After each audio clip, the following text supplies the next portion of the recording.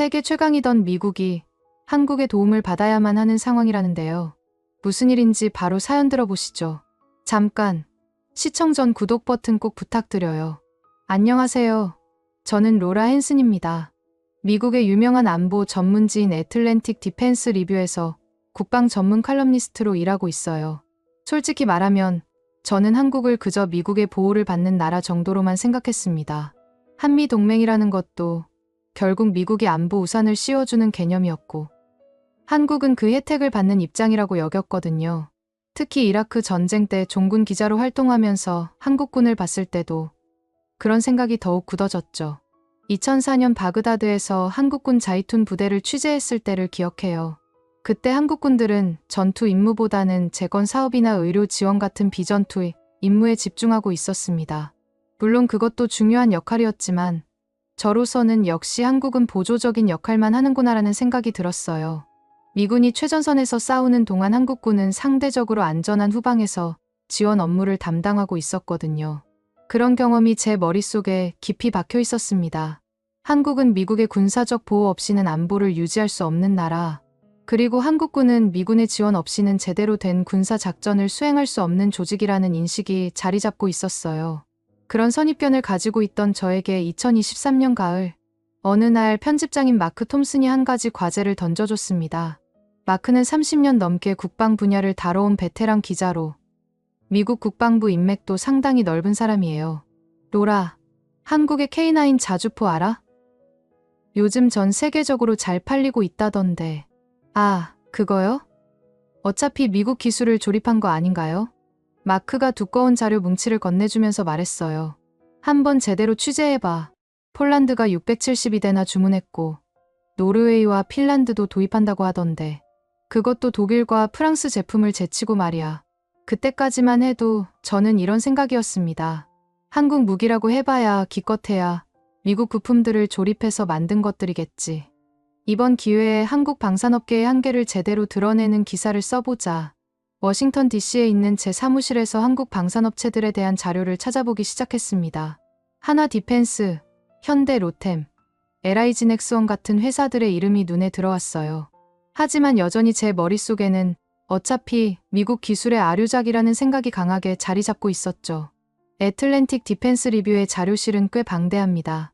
세계 각국의 국방 정책과 무기 체계에 대한 정보들이 체계적으로 정리되어 있거든요. 하지만 한국 관련 자료는 상당히 제한적이었어요. 대부분이 한미합동 훈련이나 주한 미군 관련 내용들이었고, 한국의 독자적인 무기 개발에 대한 자료는 거의 없었습니다. 인터넷 검색을 통해 한국의 방산업체들을 조사하기 시작했어요.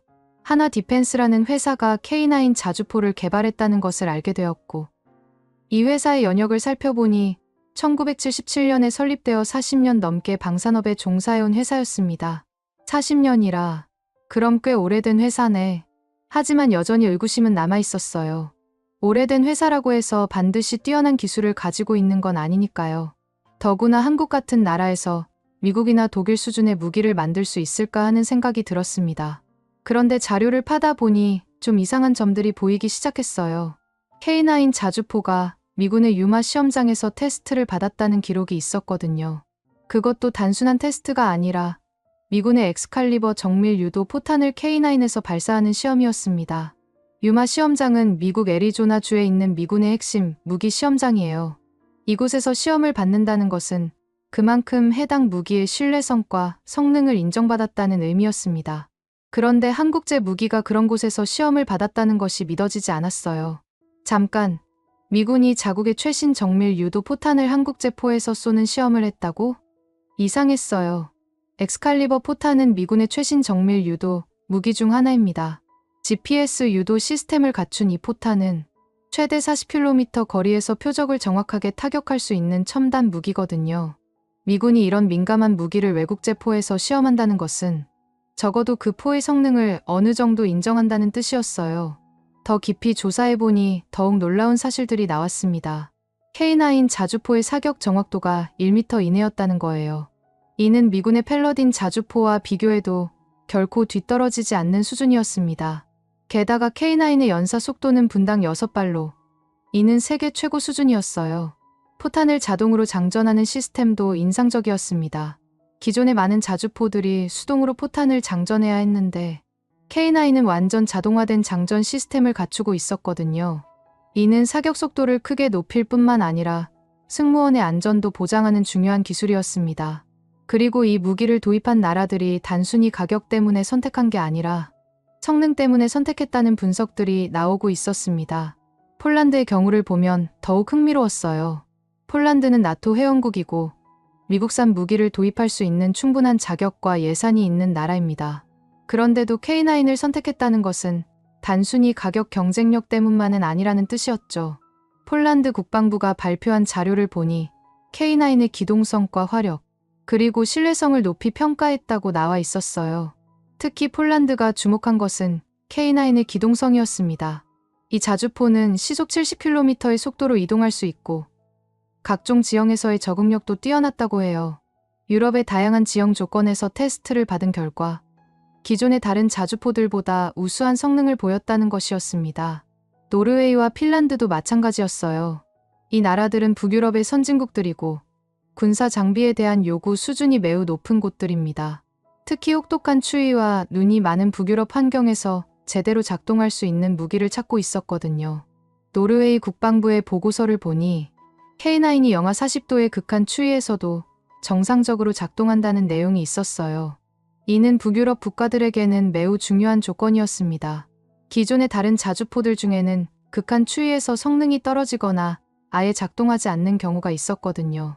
핀란드의 경우는 더욱 특별했습니다. 핀란드는 러시아와 긴 국경을 접하고 있어서 포병 전력의 중요성을 누구보다 잘 알고 있는 나라예요. 그런 핀란드가 K9을 선택했다는 것은 이 무기의 성능을 확실히 인정했다는 의미였습니다. 루마니아도 K9 도입을 결정했고 에스토니아도 관심을 보이고 있다는 소식이 들려왔어요. 이렇게 보니 유럽의 여러 나라들이 앞다투어 한국제 무기를 도입하고 있는 상황이었습니다. 그렇다고 해서 제 생각이 완전히 바뀐 건 아니었습니다. 여전히 실전에서는 어떨지 모르겠다는 의구심이 있었거든요. 종이 위의 성능과 실제 전장에서의 성능은 다를 수 있다고 생각했어요. 게다가 한국은 아직 실제 전쟁을 치른 경험이 많지 않잖아요. 그런데 계속 조사하다 보니 우크라이나 전쟁에서 K9을 사용한 사례들이 나오기 시작했어요. 우크라이나에 K9을 지원한 나라들이 있었고 실제 전장에서 사용된 결과들이 보고되고 있었습니다. 우크라이나군이 K9을 사용한 결과를 보니 이 무기가 실전에서도 충분히 효과적이라는 것이 입증되고 있었어요. 특히 이동 중에도 정확한 사격이 가능하다는 점이 높은 평가를 받았습니다. 이는 현대 전장에서 매우 중요한 능력이거든요. 현대 전장에서는 적의 반격을 피하기 위해 쏘고 빠지는 전술이 중요해요. 한 곳에서 오래 머물면 적의 반격을 받을 가능성이 높아지거든요. K9은 이런 전술에 매우 적합한 무기였습니다. 마크 편집장이 제게 다시 한번 말했습니다. 로라, 이번엔 레드백이라는 한국 보병 전투 차량도 함께 취재해봐. 호주가 도입하기로 했다던데. 호주도요? 응. 호주 육군이 자국의 차세대 보병 전투 차량으로 선정했어. 미국의 브래들리를 제치고 말이야. 이건 정말 놀라운 일이었어요. 호주는 미국의 가장 가까운 동맹국 중 하나입니다. 앵커스 동맹의 일원이기도 하고 미국과는 거의 혈맹 관계라고 할 수 있어요. 그런데 미국산 무기를 제치고 한국산을 선택했다는 것은 도저히 이해할 수 없었거든요. 더 조사해보니 레드백의 정식 명칭은 레드백 보병 전투 차량이고 하나 디펜스에서 개발한 것이었습니다.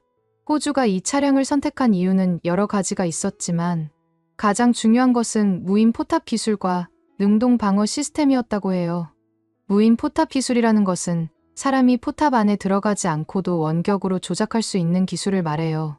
이는 승무원의 안전성을 크게 높이는 중요한 기술입니다. 적의 공격을 받아도 승무원이 포탑 안에 있지 않기 때문에 생존율이 높아지거든요. 제가 알기로는 무인 포탑 기술은 미국이나 독일 같은 군사 강국들의 전유물이라고 생각했었거든요. 그런데 한국이 그런 기술을 개발했다는 게 믿어지지 않았어요. 더구나 그 기술이 호주 같은 까다로운 나라의 검증을 통과했다는 것이 더욱 놀라웠습니다. 능동 방어 시스템이라는 것도 매우 첨단 기술이에요. 적의 대전차 미사일이나 로켓을 탐지해서 자동으로 요격하는 시스템이거든요. 이런 기술은 이스라엘의 트로피 시스템이나 러시아의 아레나 시스템 정도만 실용화되어 있다고 알고 있었는데 한국도 그런 기술을 개발했다는 것이 신기했어요. 호주군이 레드백을 선택한 또 다른 이유는 현지화 생산이었습니다. 하나 디펜스가 호주에 공장을 짓고 현지에서 생산하기로 약속했거든요. 이는 호주에게는 기술 이전과 일자리 창출이라는 두 가지 이익을 동시에 가져다주는 조건이었어요. 사무실에서 계속 자료를 찾아보던 중에 한 가지 더 충격적인 사실을 발견했습니다. 한국의 조선업체들이 해외 군함의 수리와 정비를 담당하고 있다는 거였어요. 말레이시아, 필리핀, 인도네시아 같은 나라들이 자국의 군함을 한국의 조선소에서 수리하고 있었습니다. 이는 단순한 상업적 거래가 아니었어요. 군함의 수리와 정비는 매우 민감한 군사 기술이거든요. 그런 작업을 외국에 맡긴다는 것은 그만큼 그 나라의 기술력을 신뢰한다는 의미였습니다. 말레이시아의 경우를 보면 자국의 호위함들을 한국의 현대중공업에서 수리하고 있었어요. 이 함정들은 영국에서 도입한 것들이었는데 원래 제조국인 영국이 아니라 한국에서 수리를 받고 있었습니다. 이는 한국의 조선 기술이 원래 제조국 수준에 도달했다는 것을 의미했어요. 필리핀도 마찬가지였습니다. 필리핀 해군의 함정들을 한국의 조선소에서 현대화 개조 작업을 진행하고 있었거든요. 단순한 수리가 아니라 최신 무기 체계를 탑재하는 개조 작업이었는데 이는 상당한 기술력을 요구하는 작업이었습니다. 더 놀라운 것은 미국 해군도 일부 함정의 정비를 한국에서 받고 있다는 정보였어요. 물론 공식적으로 확인된 것은 아니었지만 여러 소식통들이 그런 이야기를 하고 있었습니다. 주한 미군의 함정들이 한국의 조선소에서 정비를 받고 있다는 것이었어요. 미국 해군이 한국에서 함정 정비를 받는다고? 이건 정말 믿기 어려운 일이었어요. 미국은 세계 최강의 해군력을 보유하고 있고 함정 정비 기술도 세계 최고 수준이라고 생각했거든요. 그런데 한국에 의존한다는 것이 어떻게 가능한 일일까요? 하지만 냉정하게 생각해보니 이해가 안 되는 것도 아니었어요. 한국의 조선업은 세계적으로 인정받는 분야입니다. 현대중공업, 삼성중공업, 대우조선해양 같은 회사들은 전 세계 조선업계에서 선두를 달리고 있거든요. 전 세계 상선의 상당 부분이 한국에서 건조되고 있어요. 그런데 이런 조선 기술이 군함 정비에도 적용될 수 있다는 것은 충분히 가능한 일이었어요. 사실 군함과 상선의 기본 구조는 크게 다르지 않거든요. 물론 군함에는 무기 체계나 특수 장비들이 있지만 선체 자체의 수리나 정비는 상선과 비슷한 기술이 필요해요. 게다가 한국은 지리적으로도 유리한 위치에 있어요. 동남아시아 국가들에게는 한국이 가장 가까운 선진 조선국이거든요. 비용 면에서도 유럽이나 미국보다 저렴하고 기술 수준은 충분히 높으니까 선택할 만한 조건이었어요. 며칠 동안 자료를 수집하고 분석하면서 제 머릿속에 있던 한국에 대한 이미지가 조금씩 흔들리기 시작했어요. 하지만 여전히 확신은 서지 않았습니다. 자료와 실제는 다를 수 있다고 생각했거든요. 특히 한국이라는 나라에 대한 제 선입견이 워낙 강했기 때문에 이런 정보들을 쉽게 받아들이기 어려웠어요. 그때 마크 편집장이 제게 한 가지 제안을 했습니다. 로라, 한국에 직접 가서 취재해보는 게 어때? 하나 디펜스 창원 공장도 둘러보고 국방과학연구소도 방문해보자. 직접 가서요? 그래. 눈으로 직접 보고 판단하는 게 좋겠어. 우리 잡지의 신뢰도를 위해서라도. 솔직히 말하면 한국 방문이 그렇게 내키지는 않았어요.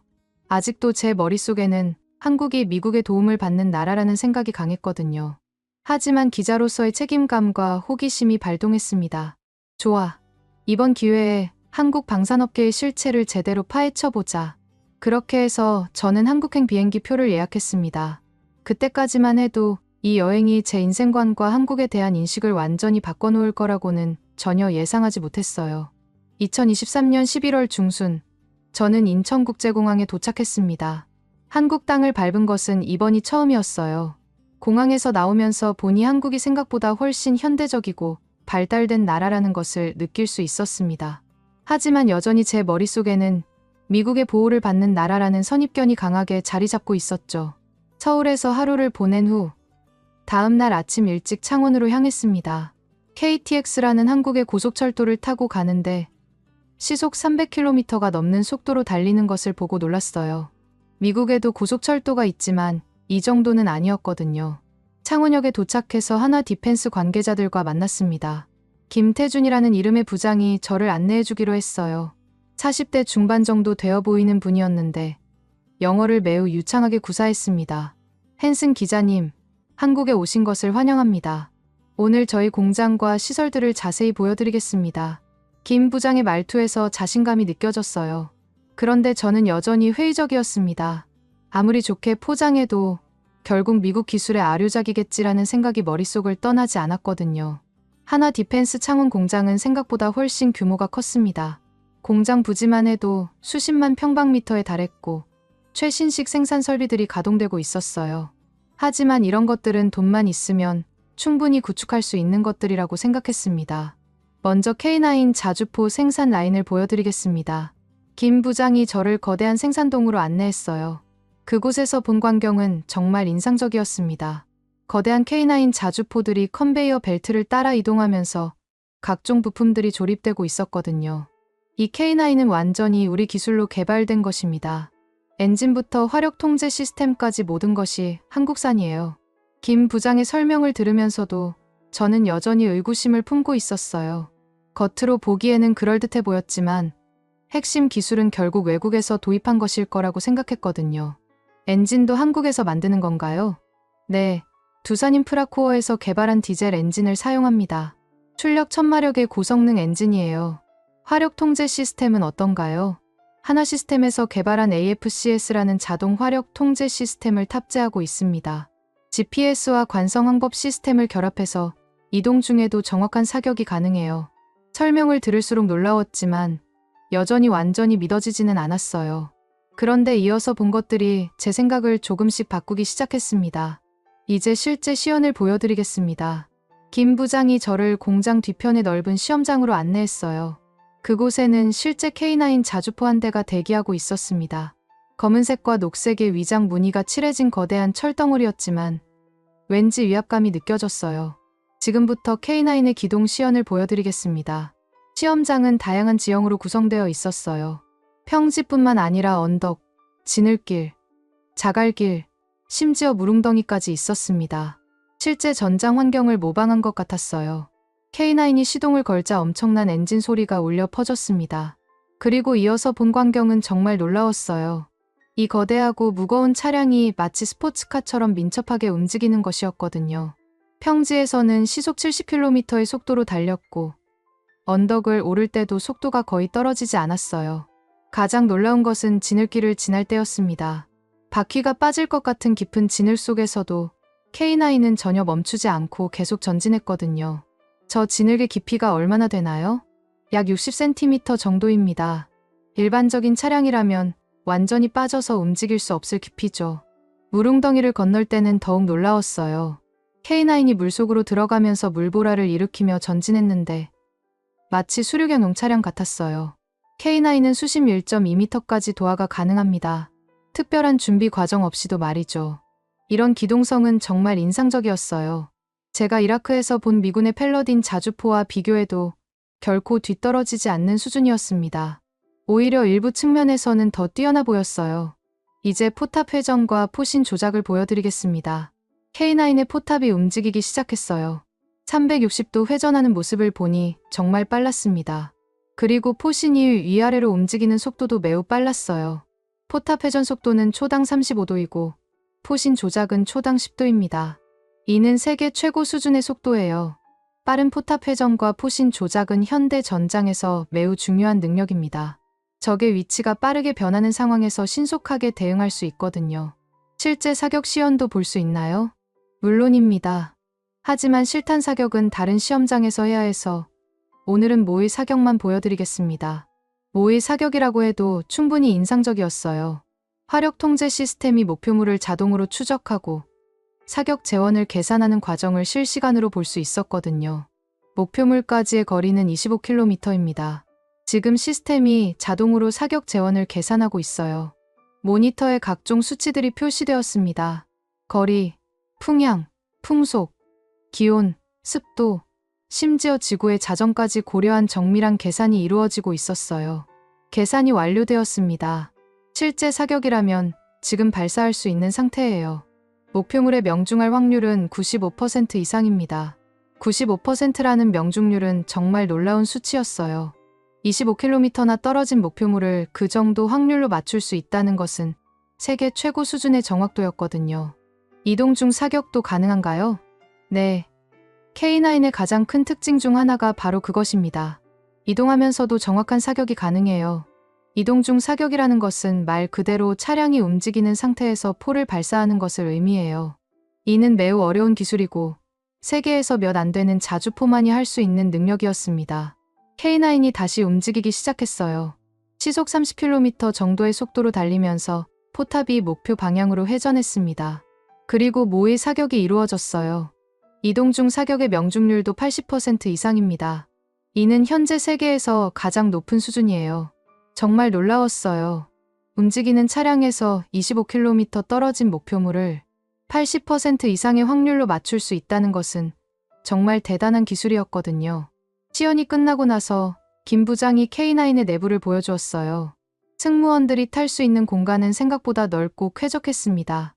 각종 모니터와 조작 장치들이 체계적으로 배치되어 있었어요. K9은 5명의 승무원이 탑승합니다. 차장, 조작수, 포수, 장전수, 그리고 운전수죠. 자동 장전 시스템도 있다고 들었는데요. 네, K10이라는 보급 차량과 연계해서 자동으로 포탄을 보급받을 수 있습니다. 사람의 개입 없이도 연속 사격이 가능해요. 김 부장이 K10 보급 차량을 보여주었어요. K9과 비슷한 외형이지만 뒤쪽에 거대한 크레인과 포탄 저장고가 있었습니다. K10은 최대 104발의 포탄을 실을 수 있고 자동으로 K9에 보급할 수 있어요. 보급 시간은 포탄 한 발당 약 12초입니다. 자동 보급 시스템의 시연도 봤는데 정말 신기했어요. K10의 크레인이 정확하게 포탄을 집어서 K9의 장전구에 넣어주는 모습이었거든요. 사람이 전혀 개입하지 않아도 되는 완전 자동화 시스템이었습니다. 이 시스템의 장점은 승무원의 안전성입니다. 포탄 보급 과정에서 승무원이 차량 밖으로 나올 필요가 없어서 적의 공격으로부터 안전하게 보호받을 수 있어요. 이는 정말 중요한 장점이었어요. 전통적인 자주포들은 포탄 보급을 위해 승무원들이 차량 밖으로 나와야 했는데 이 과정에서 적의 공격에 노출될 위험이 있었거든요. 점심을 먹은 후에는 레드백 보병전투 차량을 보러 갔습니다. 레드백은 K9과는 또 다른 느낌의 무기였어요. 좀 더 미래적이고 세련된 외형을 하고 있었습니다. 레드백은 호주 육군의 차세대 보병전투 차량으로 선정된 우리의 자랑입니다. 김 부장의 목소리에 자부심이 가득했어요. 그리고 실제로 레드백을 보니 그럴만했습니다. 가장 큰 특징은 무인 포탑입니다. 승무원이 포탑 안에 들어가지 않아도 되죠. 무인 포탑이라는 것은 정말 첨단 기술이었어요. 포탑 안에 사람이 타지 않고도 원격으로 조작할 수 있다는 것은 승무원의 안전성을 크게 높이는 혁신적인 기술이었거든요. 실제로 탑승해 보시겠어요? 김 부장의 제안에 저는 주저없이 응했습니다. 레드백의 내부는 정말 놀라웠어요. 마치 우주선 안에 들어온 것 같은 느낌이었습니다. 승무원석에는 대형 모니터들이 설치되어 있었고 각종 조작 장치들이 마치 게임기처럼 배치되어 있었어요. 전통적인 기계식 조작 장치들 대신 터치스크린과 조이스틱 같은 현대적인 인터페이스들이 사용되고 있었습니다. 포탑은 이 조이스틱으로 조작합니다. 마치 게임하는 것처럼 간단해요. 실제로 조작해보니 정말 직관적이었어요. 조이스틱을 움직이면 포탑이 그 방향으로 회전했고 모니터에는 포탑의 시야가 실시간으로 표시되었습니다. 야간 투시 장치와 열화상 카메라도 탑재되어 있어서 밤에도 정확한 사격이 가능합니다. 모니터를 통해 야간 투시 영상과 열화상 영상을 번갈아 보여주는데 정말 선명했어요. 사람의 눈으로는 전혀 보이지 않는 어둠 속에서도 모든 것이 뚜렷하게 보였거든요. 능동 방어 시스템도 탑재되어 있나요? 네. 아이언 피스트라는 이스라엘제 능동 방어 시스템을 탑재하고 있습니다. 적의 대전차 미사일을 자동으로 탐지해서 요격해요. 능동 방어 시스템의 작동 원리를 설명해 주는데 정말 놀라웠어요. 레이더가 날아오는 미사일을 탐지하면 자동으로 요격 미사일을 발사해서 공중에서 격추시키는 시스템이었거든요. 요격 성공률은 얼마나 되나요? 현재까지의 테스트 결과로는 90% 이상입니다. 대부분의 대전차 미사일을 성공적으로 요격할 수 있어요. 이는 정말 혁신적인 기술이었어요. 전통적으로 전차나 장갑차는 적의 공격을 견디는 것에 의존했는데 이제는 아예 공격 자체를 무력화시킬 수 있게 된 것이었거든요. 레드백의 기동 시연도 봤는데 K9 못지않게 인상적이었어요. 험한 지형에서도 안정적으로 움직였고 포탑이 차체의 움직임과 상관없이 독립적으로 작동하는 모습이 정말 놀라웠습니다. 이 차량은 호주의 까다로운 요구사항을 모두 통과했습니다. 영하 30도에서 영상 50도까지의 극한 환경에서도 정상 작동하고 수심 1.5m까지 도하가 가능해요. 호주는 세계에서 가장 까다로운 무기 도입 절차를 가진 나라 중 하나입니다. 그런 호주가 레드백을 선택했다는 것은 이 무기의 성능이 정말로 뛰어나다는 것을 의미했어요. 하루 종일 하나 디펜스의 시설들을 둘러보고 나니 제 생각이 많이 바뀌기 시작했습니다. 처음에는 미국 기술의 아류작이라고 생각했었는데 실제로 보니 그게 아니었어요. 오히려 일부 기술들은 미국보다도 앞서 있는 것 같았습니다. 저녁에 김 부장과 함께 식사를 하면서 이런저런 이야기를 나눴어요. 헨슨 기자님, 오늘 보신 소감이 어떠세요? 솔직히 말하면 예상보다 훨씬 인상적이었습니다. 처음에는 회의적이었는데 많은 외국 기자들이 그렇게 생각하시더라고요. 하지만 실제로 보시면 생각이 바뀌시죠. 그런데 이런 기술들을 어떻게 개발하신 건가요? 미국이나 유럽의 도움 없이 독자적으로? 김 부장이 잠시 생각하더니 말했어요. 물론 초기에는 외국 기술을 도입하기도 했습니다. 하지만 지금은 대부분 우리 고유 기술이에요. 특히 젊은 엔지니어들이 정말 뛰어난 아이디어들을 많이 내놓고 있거든요. 젊은 엔지니어들이요? 네. 요즘 젊은 세대들은 어릴 때부터 첨단 기술에 노출되어서 발상 자체가 다르더라고요. 기존의 틀에 얽매이지 않고 혁신적인 아이디어들을 제안하죠. 이는 정말 흥미로운 관점이었어요. 한국의 방산 기술 발전이 단순히 외국 기술을 모방한 것이 아니라 젊은 세대의 창의성과 혁신적 사고에서 나온 것이라는 이야기였거든요. 내일은 국방과학연구소를 방문하실 예정이죠. 거기서 더 놀라운 것들을 보실 수 있을 거예요. 김 부장의 말에 기대감이 생겼어요. 오늘 하루만으로도 제 생각이 많이 바뀌었는데 내일은 또 어떤 놀라운 것들을 보게 될까 궁금했습니다. 호텔로 돌아와서 오늘 있었던 일들을 정리해봤어요. 노트북을 켜고 취재 내용들을 정리하면서 제가 얼마나 잘못된 선입견을 가지고 있었는지 깨닫게 되었습니다. 한국의 방산 기술이 단순히 미국 기술의 아류작이 아니라 독자적이고 혁신적인 기술들이라는 것을 확인했어요. 특히 K9의 이동 중 사격 능력이나 레드백의 무인 포탑 기술 같은 것들은 정말 세계 최고 수준이었습니다. 하지만 여전히 완전히 납득되지 않는 부분들이 있었어요. 과연 이런 무기들이 실전에서도 제대로 작동할까? 그리고 한국이 정말로 미국의 도움 없이도 이런 기술들을 개발할 수 있는 걸까? 내일 국방과학연구소 방문해서 이런 의문들에 대한 답을 얻을 수 있기를 바라면서 잠자리에 들었습니다. 다음 날 아침 일찍 저는 대전에 있는 국방과학연구소로 향했습니다. ADD라고 불리는 이곳은 한국의 군사 기술 개발을 총괄하는 기관이라고 들었어요. 서울에서 대전까지 KTX로 1시간 정도 걸렸는데 창밖으로 보이는 한국의 풍경이 생각보다 아름다웠습니다. 대전역에서 내려 택시를 타고 ADD로 향하는데 운전기사가 말하더라고요. 외국 기자분이신가요? ADD에 취재 가시는 건가요? 네, 그렇습니다. 요즘 외국에서 우리 무기들 많이 사간다던데 정말 대단한 일이에요. 예전에는 무기도 외국에서 사와야 했는데 말이죠. 운전기사의 말에서 한국 사람들의 자부심을 느낄 수 있었어요. 자국의 방산 기술 발전을 정말 자랑스러워하고 있었거든요. ADD 정문에 도착하니 보안 검색이 꽤 엄격했습니다. 신분증을 확인하고 방문 목적을 문의하는 등 여러 절차를 거쳐야 했어요. 미국의 국방연구소들과 비슷한 수준의 보안 체계를 갖추고 있었습니다. 안내를 맡은 분은 박민수 박사였어요. 40대 초반으로 보이는 분이었는데 MIT에서 박사학위를 받고 미국에서 몇 년 일하다가 한국으로 돌아왔다고 하더라고요. 헨슨 기자님, ADD에 오신 것을 환영합니다. 오늘 저희가 개발하고 있는 여러 기술들을 보여드리겠습니다. 박 박사의 영어는 완벽했어요. 미국에서 오래 생활한 티가 확실히 났습니다. 먼저 저희 연구소의 개요부터 설명드리겠습니다. ADD는 1970년에 설립되어 50년 넘게 한국의 국방기술 개발을 담당해왔습니다. 1970년이라면 한국이 아직 개발도상국이었던 시절이에요. 그때부터 독자적인 무기 개발을 시작했다는 것이 놀라웠습니다. 처음에는 정말 기초적인 기술부터 시작했습니다.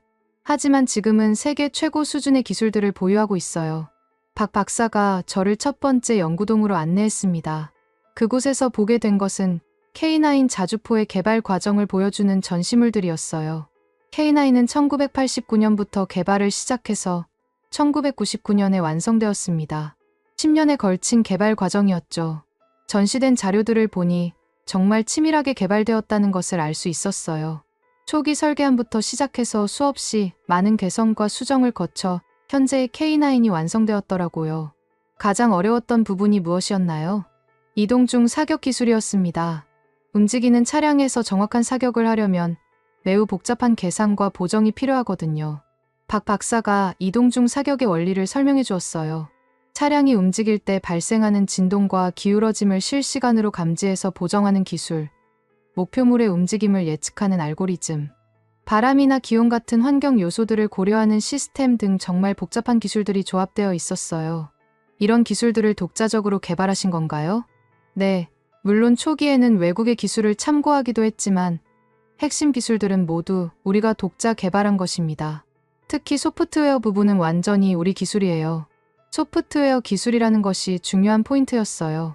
현대의 무기들은 하드웨어보다 소프트웨어가 성능을 좌우하는 경우가 많거든요.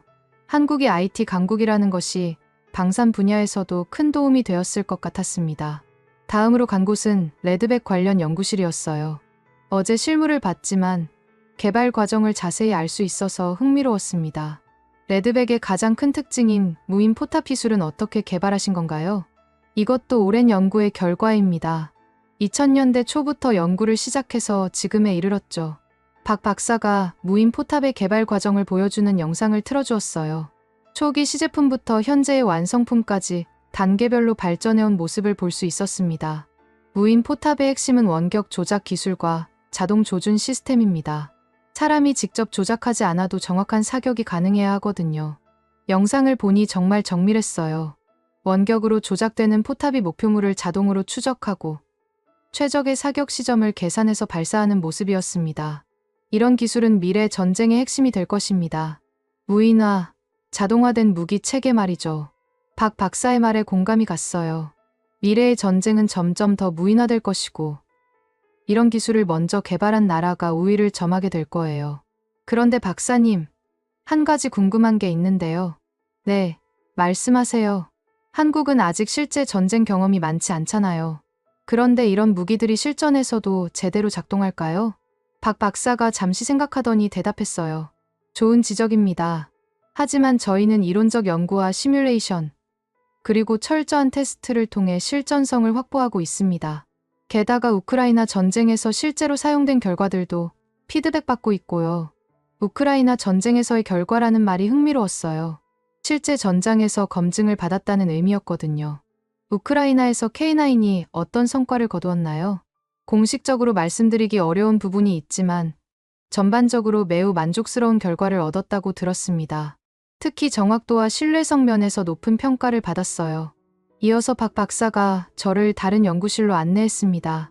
그곳에서 본 것은 정말 놀라웠어요. 한국이 개발하고 있는 차세대 무기들이었거든요. 이것은 차세대 전차 개발 프로젝트입니다. K2 흑표의 후속 모델이라고 보시면 됩니다. 화면에 보이는 전차의 설계도는 정말 미래적이었어요. 기존의 전차들과는 완전히 다른 형태였습니다. 가장 큰 특징은 완전 무인화입니다. 승무원이 전혀 탑승하지 않는 무인 전차예요. 무인 전차라는 것은 정말 혁신적인 개념이었어요. 지금까지의 전차들은 모두 사람이 탑승해서 조작하는 것이었는데 아예 무인으로 운용된다는 것이었거든요. 어떻게 조작하는 건가요? 원격 조작과 AI의 조합입니다. 기본적으로는 원격에서 조작하지만 통신이 두절되거나 특수한 상황에서는 AI가 자율적으로 판단해서 행동할 수 있어요. AI가 자율적으로 전투를 수행한다는 것은 정말 SF 영화 같은 이야기였어요. 하지만 기술적으로는 충분히 가능한 일이었습니다. 언제쯤 실용화될 예정인가요? 2030년대 초반을 목표로 하고 있습니다. 아직 해결해야 할 기술적 과제들이 남아있지만 순조롭게 진행되고 있어요.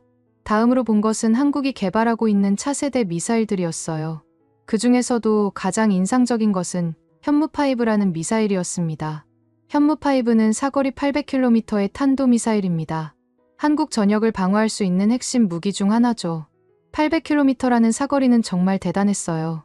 한반도 전체를 커버할 수 있을 뿐만 아니라 주변국의 주요 목표물들도 타격할 수 있는 범위였거든요. 정확도는 어느 정도인가요? CEP 1m 이내입니다. 800km를 날아가서 1m 오차 범위 내에 떨어뜨릴 수 있어요. 이는 정말 놀라운 정확도였어요. 800km나 떨어진 목표물을 1m 오차 범위 내에 맞출 수 있다는 것은 세계 최고 수준의 기술이었습니다. 이런 기술도 독자 개발하신 건가요? 네. 유도 시스템부터 추진체까지 모든 것이 우리 기술입니다. 특히 GPS와 관성항법을 결합한 복합 유도 시스템은 우리가 세계에서 가장 앞서 있다고 자부합니다. 점심시간이 되어서 ADD 구내식당에서 식사를 했는데 그곳에서 만난 연구원들과 이야기를 나눌 수 있었어요. 대부분 젊은 연구원들이었는데 그들의 열정과 자부심이 인상적이었습니다. 저희는 북한만 상대로 무기를 개발하는 게 아닙니다. 한 젊은 연구원이 말했어요. 우리가 개발하는 무기들은 세계 어느 나라의 무기와 비교해도 뒤떨어지지 않습니다. 오히려 일부 분야에서는 앞서 있다고 생각해요. 어떤 분야에서 앞서 있다고 생각하시나요? 포병 분야와 미사일 기술, 그리고 함정 관련 기술들이요. 특히 우리의 이지스 시스템은 미국 것과 비교해도 결코 뒤떨어지지 않습니다.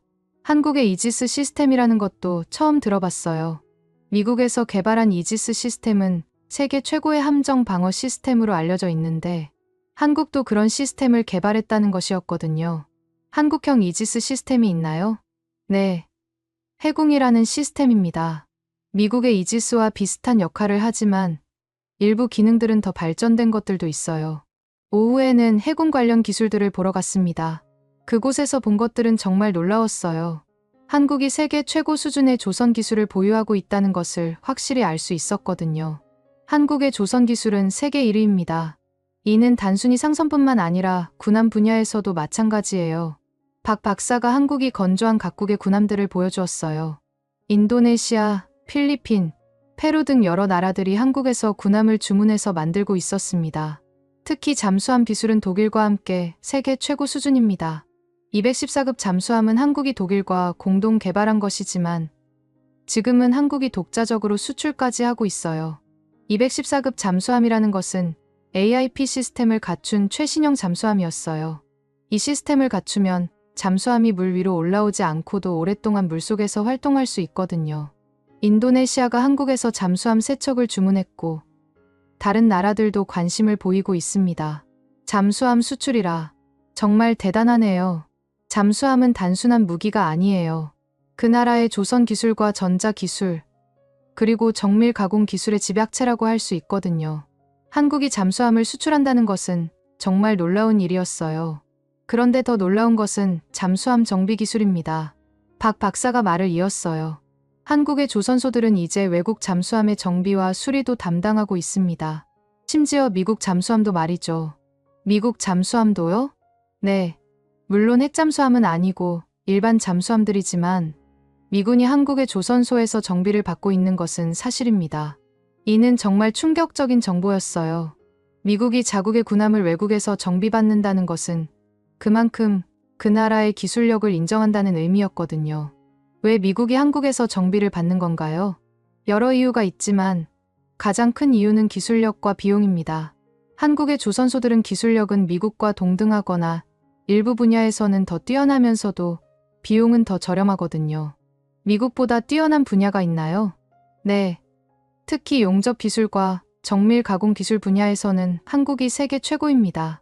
이런 기술들은 잠수함이나 함정의 성능을 좌우하는 핵심 기술들이에요.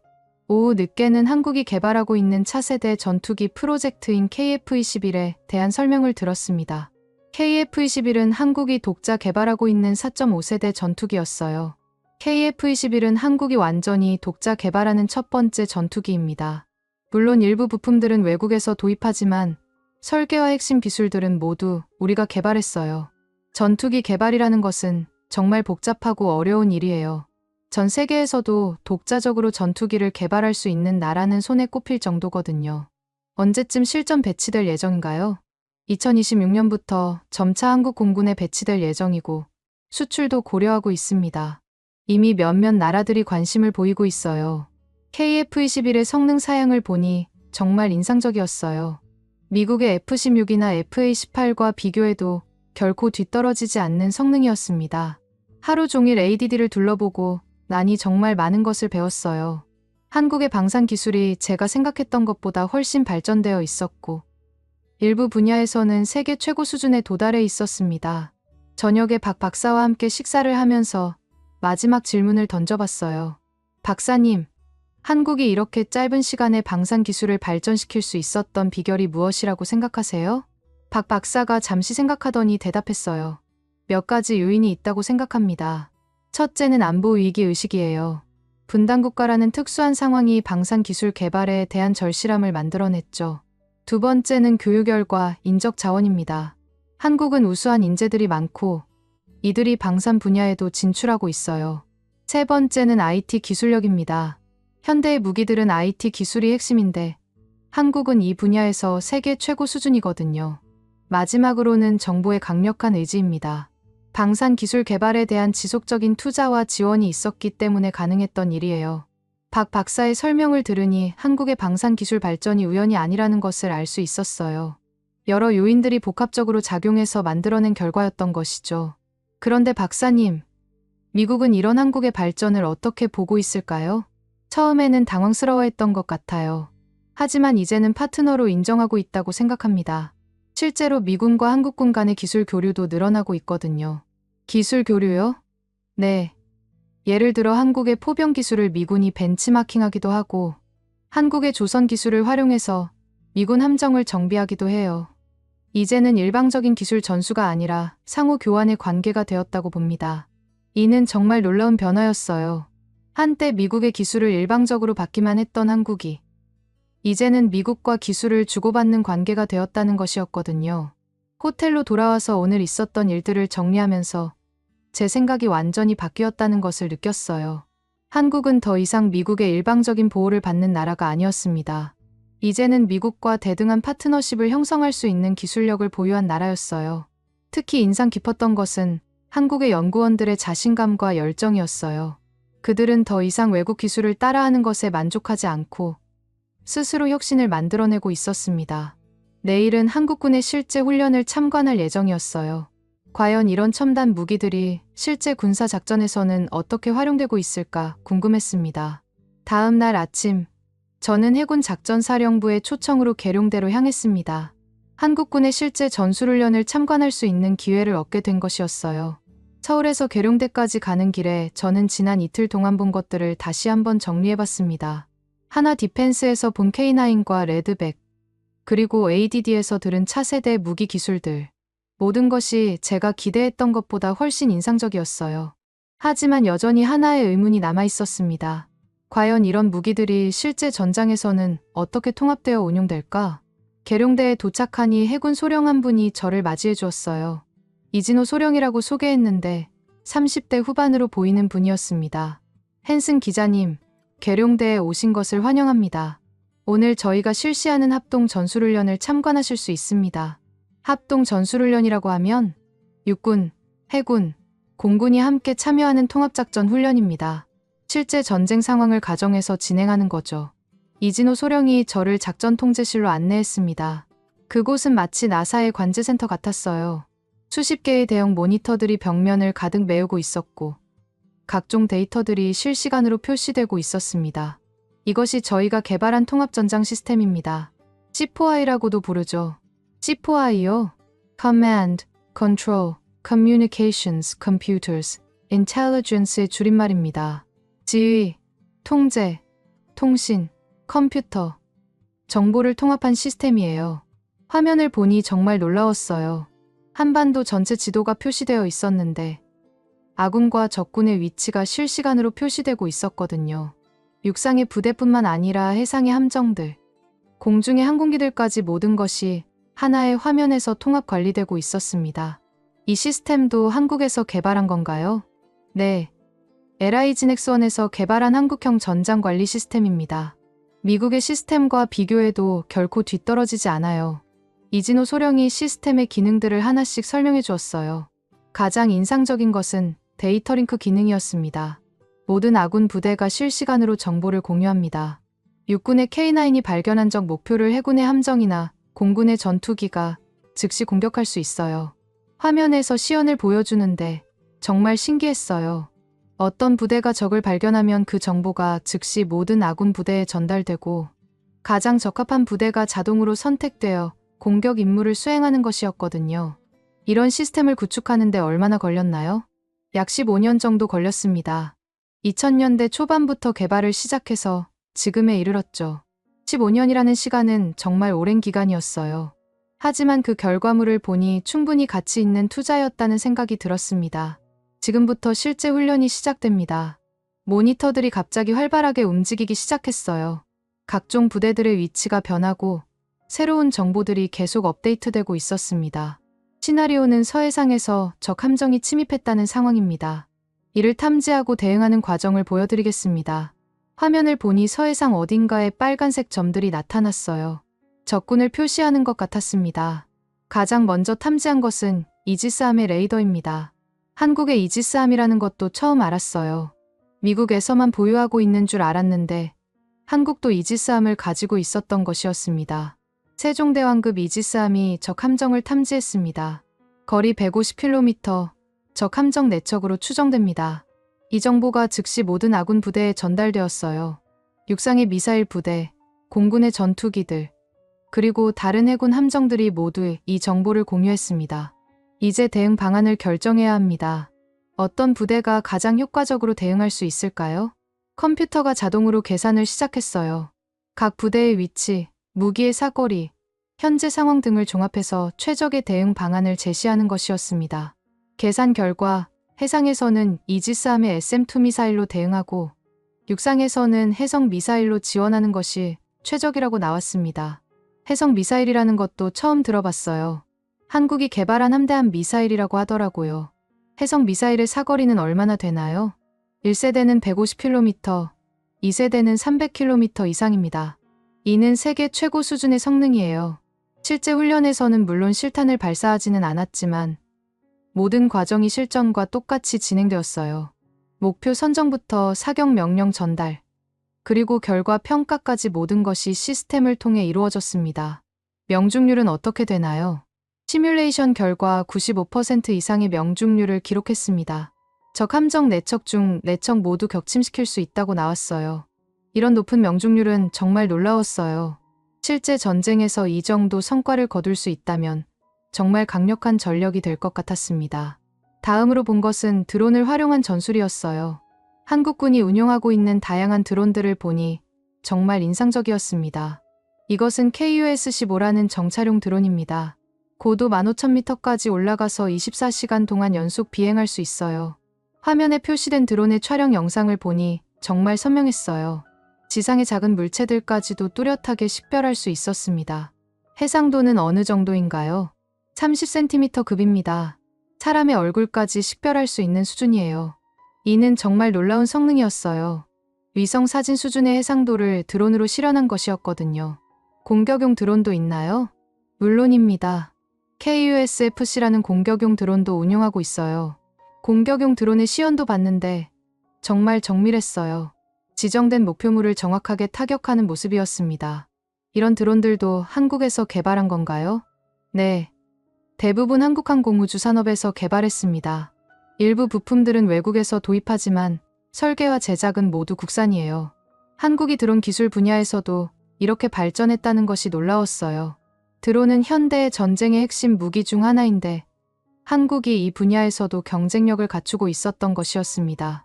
그런데 이런 드론들을 어떻게 통합해서 운용하시나요? 드론 관제 시스템을 통해서 통합 운용합니다. 한 명의 조작수가 여러 대의 드론을 동시에 조작할 수 있어요. 실제로 드론 관제실을 보니 정말 신기했어요. 한 명의 조작수가 여러 개의 화면을 통해 동시에 5대의 드론을 조작하고 있었습니다. 최대 몇 대까지 동시 조작이 가능한가요? 현재는 한 명당 8대까지 가능합니다. 향후에는 AI의 도움을 받아서 더 많은 드론을 조작할 수 있을 것으로 예상해요. AI를 활용한 드론 운용이라는 것도 흥미로웠어요. 미래에는 사람이 전략적 결정만 내리고 세부적인 조작은 AI가 담당하게 될 것 같았습니다. 점심시간에 이진호 소령과 함께 식사를 하면서 더 자세한 이야기를 들을 수 있었어요. 소령님, 한국군의 이런 시스템들이 다른 나라와 비교해서 어느 정도 수준인가요? 솔직히 말씀드리면 일부 분야에서는 미군보다도 앞서 있다고 생각합니다. 미군보다요? 네. 특히 통합전장 시스템의 경우 미군의 시스템보다 더 통합적이고 효율적입니다. 미군은 각 군별로 다른 시스템을 사용하는 경우가 많은데 저희는 처음부터 통합을 전제로 개발했거든요. 이는 정말 흥미로운 관점이었어요. 미군이 오랜 역사를 가지고 있다 보니 오히려 레거시 시스템의 제약을 받고 있고 한국은 나중에 시작한 만큼 더 선진적인 시스템을 구축할 수 있었다는 것이었습니다. 드론 기술은 어떤가요? 드론 기술도 세계 최고 수준입니다. 특히 스웜 어택 기술은 미국이나 중국과 비교해도 뒤떨어지지 않아요. 때 공격이라는 것은 수십 대의 드론이 협력해서 동시에 공격하는 전술이었어요. 이는 현재 전 세계 군사 전문가들이 주목하고 있는 미래 전술 중 하나였습니다. 실제로 때 공격 훈련도 하시나요? 네. 정기적으로 실시하고 있습니다. 50대의 드론이 동시에 하나의 목표를 공격하는 훈련이에요. 50대의 드론이 동시에 공격한다는 것은 정말 무서운 상상이었어요. 아무리 강력한 방어 시스템을 갖춘 목표물이라도 그 정도 규모의 공격을 막기는 어려울 것 같았습니다. 오후에는 실제 레드백을 직접 탑승해 볼 기회가 있었어요. 어제 하나 디펜스에서 내부를 봤지만 실제로 움직이는 차량에 탑승해 보는 것은 또 다른 경험이었습니다. 차량 안에 들어가니 정말 미래적이었어요. 각종 디스플레이들이 승무원들에게 실시간으로 정보를 제공하고 있었고 외부 상황을 여러 각도에서 볼 수 있었습니다. 이 차량의 가장 큰 장점은 상황 인식 능력입니다. 레드백을 담당하는 장교가 설명해 주었어요. 360도 전방위 카메라와 각종 센서들이 주변 상황을 실시간으로 파악해서 승무원들에게 알려줍니다. 실제로 화면을 보니 차량 주변의 모든 상황이 3D로 표시되고 있었어요. 다른 차량들, 건물들, 심지어 사람들까지도 모두 식별되어 표시되었습니다. 적군과 아군을 어떻게 구분하나요? IFF 시스템을 통해서 구분합니다. 아군은 파란색으로, 적군은 빨간색으로 표시되죠. 레드백이 움직이기 시작하자 정말 놀라웠어요. 이렇게 무거운 차량인데도 승차감이 매우 부드러웠습니다. 각종 완충 장치들이 진동과 충격을 거의 느끼지 못하게 해주었어요. 험한 지형에서도 이렇게 부드럽나요? 네. 능동형 서스펜션 시스템이 지형에 따라 자동으로 조절됩니다. 실제로 언덕이나 움푹 파인 곳을 지날 때도 차량이 거의 기울어지지 않았어요. 마치 평지를 달리는 것 같은 느낌이었습니다. 가장 인상적이었던 것은 무인 포탑의 조작이었어요. 조이스틱 하나로 포탑을 자유자재로 움직일 수 있었고 화면을 통해 목표물을 정확하게 조준할 수 있었습니다. 실제 사격도 해볼 수 있나요? 오늘은 모의 사격만 가능합니다. 하지만 시스템의 정확도를 확인해 보실 수 있어요. 모의 사격을 해보니 정말 정확했어요. 1km 떨어진 목표물을 정확하게 조준할 수 있었고 시스템이 바람이나 목표물의 움직임까지 자동으로 계산해서 보정해 주었습니다. 이 정도면 실제 전투에서도 충분히 효과적일 것 같은데요. 네. 실제로 호주군이 테스트한 결과도 매우 만족스러웠다고 들었습니다. 레드백에서 내린 후에는 한국군의 미사일 방어 시스템을 봤어요. 천궁이라는 중거리 지대공 미사일과 아이언돔을 개량한 단거리 방어 시스템이었습니다. 천궁은 사거리 40km의 중거리 지대공 미사일입니다. 항공기나 미사일을 요격할 수 있어요. 천궁 미사일의 시연 영상을 보니 정말 놀라웠어요. 고속으로 움직이는 목표물을 정확하게 추적해서 요격하는 모습이었습니다. 요격 성공률은 어느 정도인가요? 현재까지의 시험 결과로는 90% 이상입니다. 이는 세계 최고 수준의 성능이에요. 90%라는 성공률은 정말 높은 수치였어요. 대부분의 공중 위협을 성공적으로 막을 수 있다는 의미였거든요. 그런데 이런 방어 시스템들을 통합해서 운영하시나요? 네. 한국형 미사일 방어 체계라는 통합 시스템으로 운영합니다. KAMD는 한국이 독자 개발한 미사일 방어 체계였어요. 단거리부터 중거리까지 다양한 미사일 위협에 대응할 수 있는 다층 방어 시스템이었습니다. 미국의 MD 시스템과는 어떤 차이가 있나요? 미국의 MD는 주로 장거리 탄도미사일에 초점을 맞추고 있다면 저희 KAMD는 단거리와 중거리 미사일에 특화되어 있습니다. 한반도의 지리적 특성을 고려한 것이죠. 이는 정말 현실적인 접근이었어요. 한국이 직면한 위협의 특성을 고려해서 최적화된 방어 시스템을 구축한 것이었습니다. 하루 종일 한국군의 훈련을 참관하고 나니 정말 많은 것을 느꼈어요. 한국군이 사용하고 있는 무기 체계들과 전술들이 세계 최고 수준이라는 것을 확인할 수 있었습니다. 특히 인상 깊었던 것은 모든 시스템들이 통합되어 운영되고 있다는 점이었어요. 육군, 해군, 공군의 무기들이 하나의 시스템에서 통합 관리되고 실시간으로 정보를 공유하고 있었습니다. 저녁에 이진호 소령과 마지막 대화를 나누면서 질문을 던져봤어요. 소령님, 한국군의 이런 능력들을 미군에서는 어떻게 평가하고 있나요? 이진호 소령이 잠시 생각하더니 조심스럽게 대답했어요. 공식적으로 말씀드리기는 어렵지만 미군 관계자들이 저희 시스템을 벤치마킹하러 오는 경우가 늘어나고 있습니다. 미군이 한국 시스템을 벤치마킹한다고요? 네. 특히 통합전장 시스템과 드론 운용 기술에 대해서는 상당한 관심을 보이고 있어요. 어떤 면에서는 저희가 앞서 있다고 인정하는 것 같습니다. 이는 정말 놀라운 변화였어요. 한때 미군의 기술을 배우기만 했던 한국군이 이제는 미군이 배우러 오는 수준에 도달했다는 것이었거든요. 그렇다면 한미동맹의 성격도 변하고 있는 건가요? 그렇다고 봅니다. 예전에는 미국이 일방적으로 보호해주는 관계였다면 이제는 서로가 서로를 보완하는 관계가 되고 있어요. 미국은 전략적 능력을, 한국은 전술적 혁신을 제공하는 식으로요. 이진호 소령의 말을 듣고 나니 제가 지난 며칠 동안 목격한 것들이 단순한 기술 발전이 아니라는 것을 깨달았어요.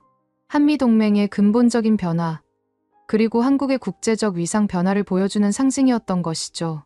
숙소로 돌아와서 오늘 있었던 일들을 정리하면서 제 머릿속에 있던 마지막 의구심도 사라졌어요. 한국의 군사 기술은 단순히 종이 위의 성능이 아니라 실제로 효과적으로 운용될 수 있는 실전적인 기술이었습니다. 내일이면 한국에서의 마지막 날이 될 예정이었어요. 지금까지의 경험을 바탕으로 어떤 기사를 써야 할지 고민이 되었습니다. 분명한 것은 제가 처음에 생각했던 기사와는 완전히 다른 내용이 될 것이라는 점이었어요. 인천국제공항에서 미국행 비행기에 오르면서 저는 복잡한 심정이었어요. 지난 사흘 동안 한국에서 본 것들이 너무나 충격적이었거든요. 비행기가 이륙하면서 한국의 땅이 점점 작아지는 것을 보니 마치 다른 세계에서 돌아오는 기분이었습니다. 비행기 안에서 저는 노트북을 꺼내 지금까지 취재한 내용들을 다시 정리해봤어요. K9 자주포의 놀라운 성능, 레드백의 미래적인 기술, ADD에서 본 차세대 무기들, 그리고 한국군의 통합전장 시스템까지. 모든 것이 제가 예상했던 것과는 정반대였습니다. 내가 정말 제대로 본 건가? 여전히 의구심이 들었어요. 한국이라는 나라에 대한 제 선입견이 워낙 강했기 때문에 이 모든 것들이 일종의 허상이 아닐까 하는 생각도 들었거든요. 하지만 제가 직접 본 것들, 그리고 만난 사람들의 자신감 있는 모습들은 가짜가 아니었어요. 특히 한국의 젊은 연구원들과 군인들의 눈빛에서 느꼈던 자부심과 열정은 연출할 수 없는 진실이었습니다. 워싱턴 DC에 도착한 것은 현지 시간으로 같은 날 오후였어요. 시차 때문에 몸은 피곤했지만 머릿속은 오히려 더 복잡해졌습니다. 익숙한 풍경들을 보니 한국에서의 경험이 정말 현실이었는지 더욱 의문이 들었거든요. 집에 도착해서 짐을 정리하면서 한국에서 찍은 사진들과 받은 자료들을 다시 봤어요. K9 자주포가 지늘길을 달리는 모습, 레드백의 무인 포탑, ADD의 첨단 연구 시설들, 모든 것이 생생하게 담겨 있었습니다. 다음 날 아침, 사무실에 출근해서 마크 편집장을 만났어요. 로라, 한국 출장 어땠어? 예상대로 그들의 한계를 확인할 수 있었나? 마크의 질문에 저는 답을 못했어요. 뭐라고 대답해야 할지 모르겠더라고요. 예상과는 좀 달랐습니다. 달랐다니. 어떻게? 한국의 방산 기술이 생각보다 훨씬 발전되어 있었어요. 일부 분야에서는 정말 세계 최고 수준이더라고요. 마크가 의외라는 표정을 지었어요. 정말. 구체적으로 어떤 점들이? 저는 한국에서 본 것들을 간략하게 설명했습니다. K9의 이동 중 사격 능력, 레드백의 무인 포탑 기술, 통합 전장 시스템의 효율성 등등. 흥미롭군. 그럼 기사는 어떤 방향으로 쓸 생각이야? 아직 정리가 안 되어서요. 조금 더 시간이 필요할 것 같습니다. 그래. 마감은 다음 주 금요일이니까 충분히 시간을 갖고 써봐. 사무실로 돌아와서 컴퓨터 앞에 앉았지만 한 글자도 쓸 수가 없었어요. 처음에 계획했던 한국 방산업계의 한계를 드러내는 기사는 더 이상 쓸 수가 없었거든요. 하지만 그렇다고 해서 한국을 무조건 칭찬하는 기사를 쓰는 것도 제 신념과 맞지 않았어요. 며칠 동안 고민만 하다가 저는 다른 접근을 시도해봤습니다. 미국 국방부 관계자들을 만나서 한국의 무기들에 대한 평가를 들어보기로 한 것이었어요. 먼저 만난 사람은 육군 획득사령부의 톰 윌리엄스 대령이었습니다. 윌리엄스 대령은 30년 넘게 무기 체계 획득 업무를 담당해온 베테랑이었어요. 윌리엄스 대령님, 한국의 K9 자주포에 대해서 어떻게 평가하고 계신가요? 윌리엄스 대령이 잠시 망설이더니 대답했어요. 공식적인 입장은 말씀드리기 어렵지만 개인적으로는 상당히 인상적인 무기라고 생각합니다. 어떤 점에서 인상적이신가요? 이동 중 사격 능력이 정말 뛰어나더군요. 우리가 유마에서 테스트했을 때도 예상보다 훨씬 좋은 결과가 나왔어요. 미군에서도 도입을 고려하고 계신가요? 글쎄요. 정치적인 문제들이 있죠. 하지만 순수하게 성능만 놓고 보면 충분히 고려할 만합니다. 윌리엄스 대령의 말에서 묘한 뉘앙스를 느꼈어요. 한국의 무기 성능은 인정하지만 미국산이 아니라는 이유로 도입하기 어렵다는 것 같았습니다. 다음으로 만난 사람은 해군 전략기획부의 제임스 로버츠 준장이었어요. 로버츠 준장은 해군의 차세대 전력 계획을 담당하고 있었습니다. 준장님, 한국의 조선 기술에 대해서는 어떻게 보고 계신가요? 한국의 조선 기술은 정말 뛰어납니다. 기술적으로는 우리와 동등하거나 일부 분야에서는 더 앞서 있다고 봐야죠. 구체적으로 어떤 분야에서 앞서 있다고 보시나요? 용접 기술이나 정밀 가공 기술 같은 분야에서요. 그리고 생산 효율성도 우리보다 높습니다. 그렇다면 한국 조선소에서 미군 함정 정비를 받는 것도 고려해 볼 만하겠네요. 로버츠 준장이 살짝 미소를 지었어요. 이미 일부 함정들은 한국에서 정비를 받고 있습니다. 물론 공식적으로는 말씀하기 어렵다는 뜻이군요. 네, 그렇습니다. 이런 인터뷰들을 통해서 알게 된 것은 미군 내부에서도 한국의 기술력을 상당히 높이 평가하고 있다는 사실이었어요. 하지만 정치적, 경제적 이유로 공개적으로 인정하기는 어려운 상황이었습니다. 일주일 정도 추가 취재를 하고 나서 저는 드디어 기사 쓰기를 시작했어요. 하지만 여전히 어떤 방향으로 써야 할지 확신이 서지 않았습니다. 컴퓨터 화면 앞에 앉아서 몇 시간 동안 고민했어요. 제목부터 막혔습니다. 한국 방산업계의 놀라운 발전. 너무 뻔한 제목 같았어요. 미국의 새로운 경쟁자, 한국. 이것도 좀 과장된 것 같았고요. 그때 문득 떠오른 것이 한국에서 만났던 박민수 박사의 말이었어요. 우리는 북한만 상대로 무기를 개발하는 게 아닙니다. 우리가 개발하는 무기들은 세계 어느 나라의 무기와 비교해도 뒤떨어지지 않습니다. 그리고 이진호 소령의 말도 기억났어요. 예전에는 미국이 일방적으로 보호해주는 관계였다면 이제는 서로가 서로를 보완하는 관계가 되고 있어요. 그 순간 깨달았어요. 제가 써야 할 기사의 방향을요. 이것은 단순히 한국의 방산기술 발전에 대한 기사가 아니었어요. 한미동맹의 근본적 변화, 그리고 세계 군사 기술 판도의 변화를 다루는 기사여야 했습니다. 저는 제목을 이렇게 정했어요. 기술은 위계가 아닌 신뢰다. 한미동맹의 새로운 얼굴. 그리고 기사를 쓰기 시작했습니다. 한국을 방문하기 전까지 나는 한미동맹을 일방적인 보호 관계로 이해했다. 미국이 안보 우산을 제공하고 한국이 그 혜택을 받는 구조였다. 하지만 창원의 한화 디펜스 공장에서 K9 자주포가 진을 속을 달리는 모습을 본 순간 그런 인식이 얼마나 잘못되었는지 깨달았다. 키보드를 두드리면서 지난 며칠간의 경험들이 생생하게 떠올랐어요. K9의 놀라운 기동성, 레드백의 미래적 기술, ADD의 차세대 무기들. 한국의 방산기술은 더 이상 미국 기술의 아류작이 아니다. 일부 분야에서는 오히려 미국을 앞서고 있다. K9 자주포의 이동 중 사격 능력, 레드백의 무인 포탑 기술, 그리고 통합전장 시스템의 효율성은 세계 어느 나라와 비교해도 뒤떨어지지 않는다. 하지만 기사를 쓰면서도 여전히 망설여졌어요. 이런 내용을 쓰는 것이 과연 옳은 일일까? 미국의 입장에서는 불편할 수도 있지 않을까? 그런데 문득 기자로서의 사명이 떠올랐어요. 사실을 있는 그대로 전달하는 것이 기자의 역할이잖아요. 제 개인적인 편견이나 국가적 이해관계를 떠나서 진실을 보도해야 하는 것이 맞았습니다. 한국군이 운용하고 있는 통합전장 시스템은 미군의 시스템보다도 더 통합적이고 효율적이다. 육군, 해군, 공군의 모든 전력이 하나의 시스템으로 통합 관리되고 있으며 실시간 정보 공유를 통해 최적의 대응이 이루어진다. 이 부분을 쓸 때는 정말 조심스러웠어요. 미군의 시스템보다 뛰어나다고 쓰는 것이 과연 적절할까 고민했거든요. 하지만 제가 직접 본 것이고 미군 관계자들도 인정한 부분이었기 때문에 사실대로 썼습니다. 이러한 변화는 한미동맹의 성격 자체를 바꾸고 있다. 더 이상 일방적인 보호 관계가 아니라 상호 보완적인 파트너십으로 발전하고 있는 것이다. 미국이 전략적 능력을 제공한다면 한국은 전술적 혁신을 제공하는 새로운 관계가 형성되고 있다. 기사의 마지막 부분에서 저는 이런 결론을 내렸어요.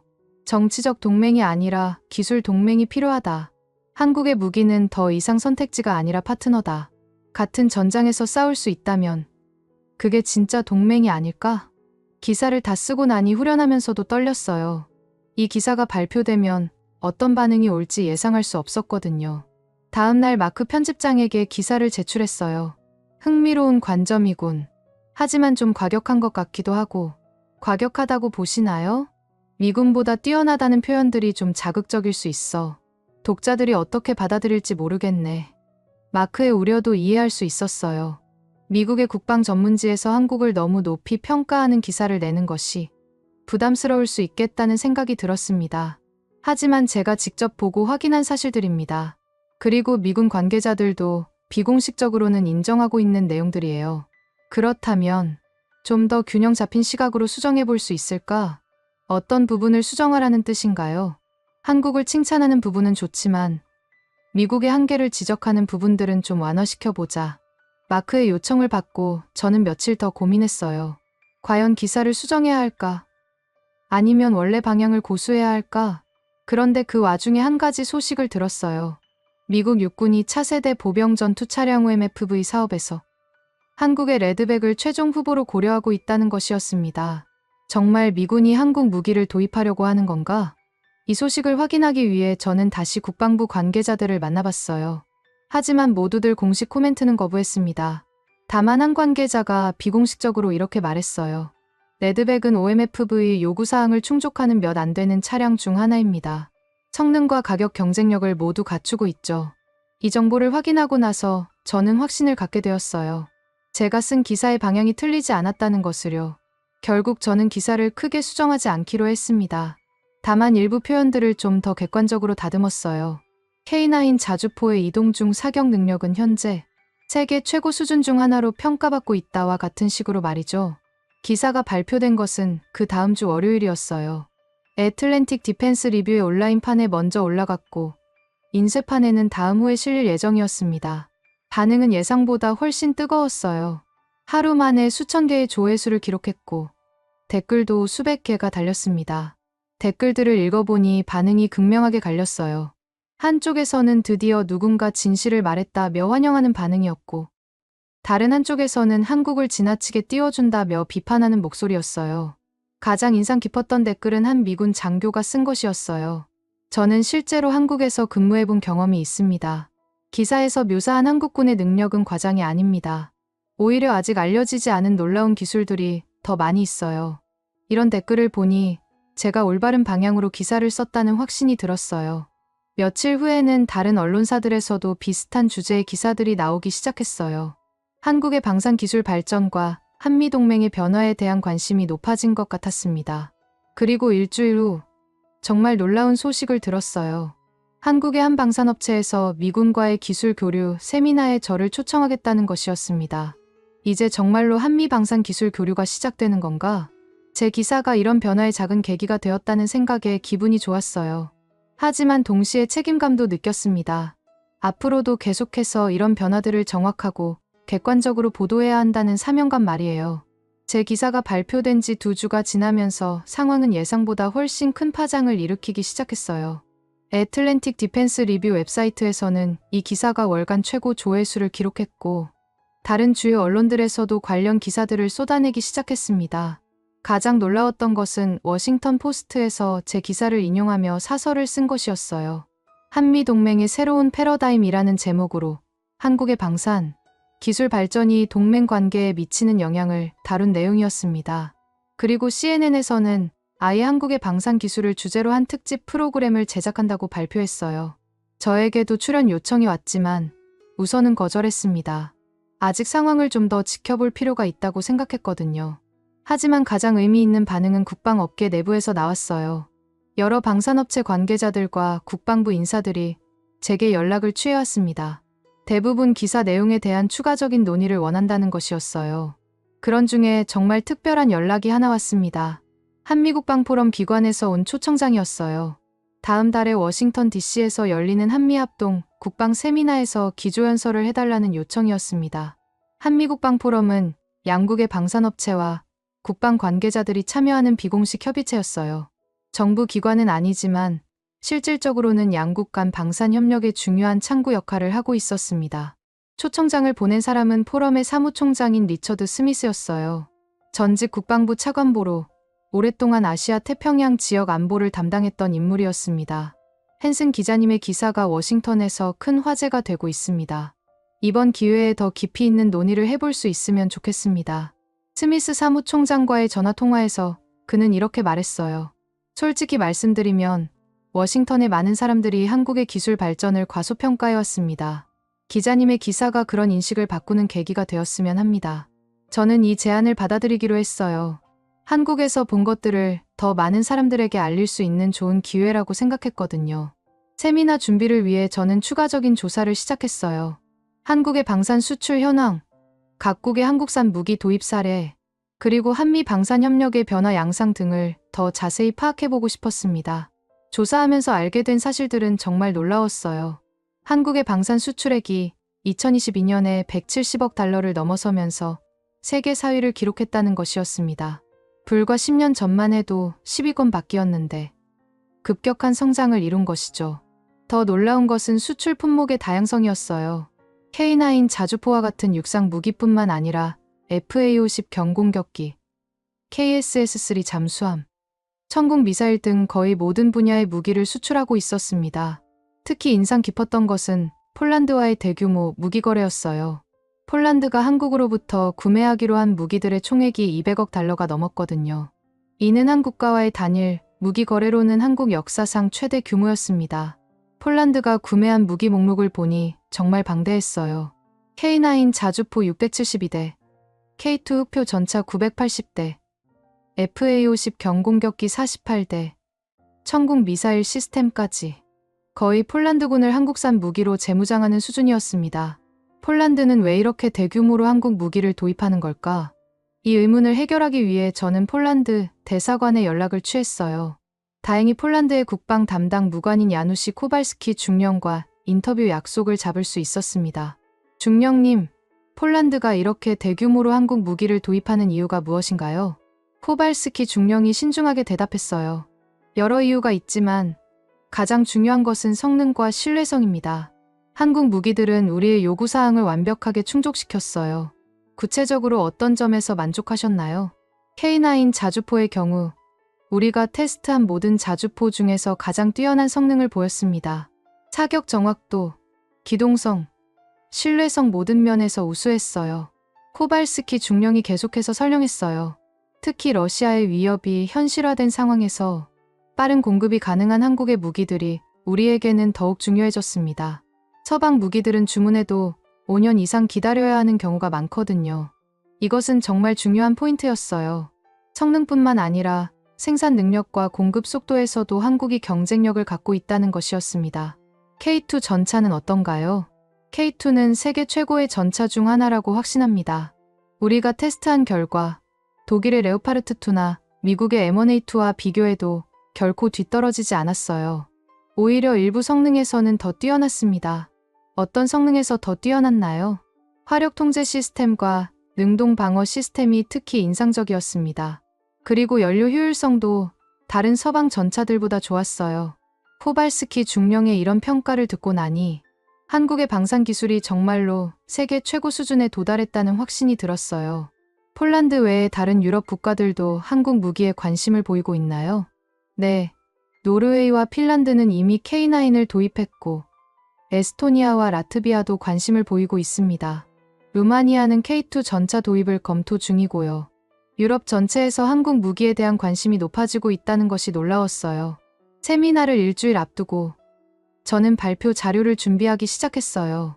제목은 한국 무기는 더 이상 선택지가 아니라 파트너다로 정했습니다.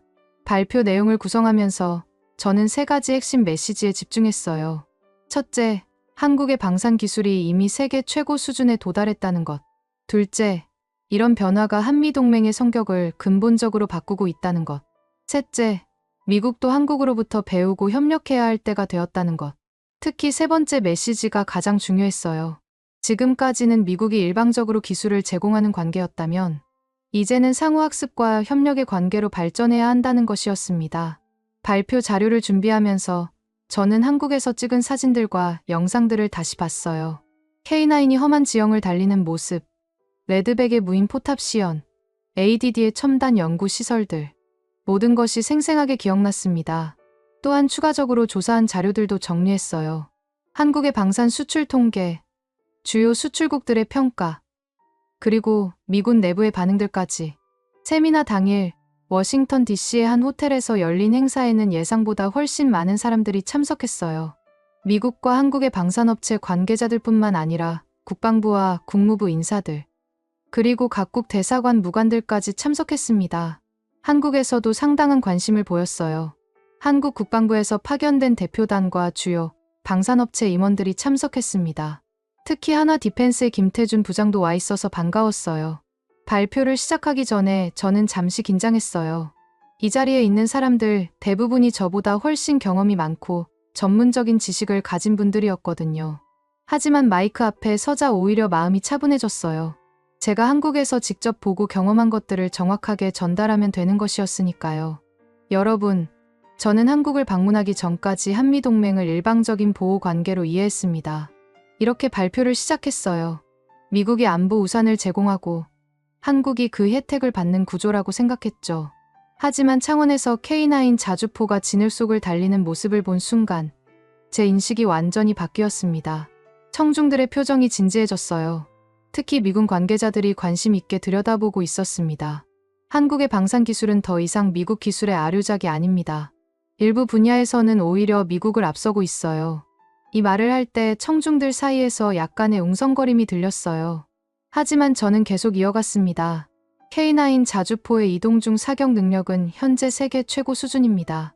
시속 30km로 달리면서도 25km 떨어진 목표를 80% 이상의 확률로 명중시킬 수 있어요. 구체적인 수치를 제시하자 청중들의 관심이 더욱 높아졌어요. 레드백 보병 전투 차량의 무인 포탑 기술은 미래 전쟁의 새로운 패러다임을 제시하고 있습니다.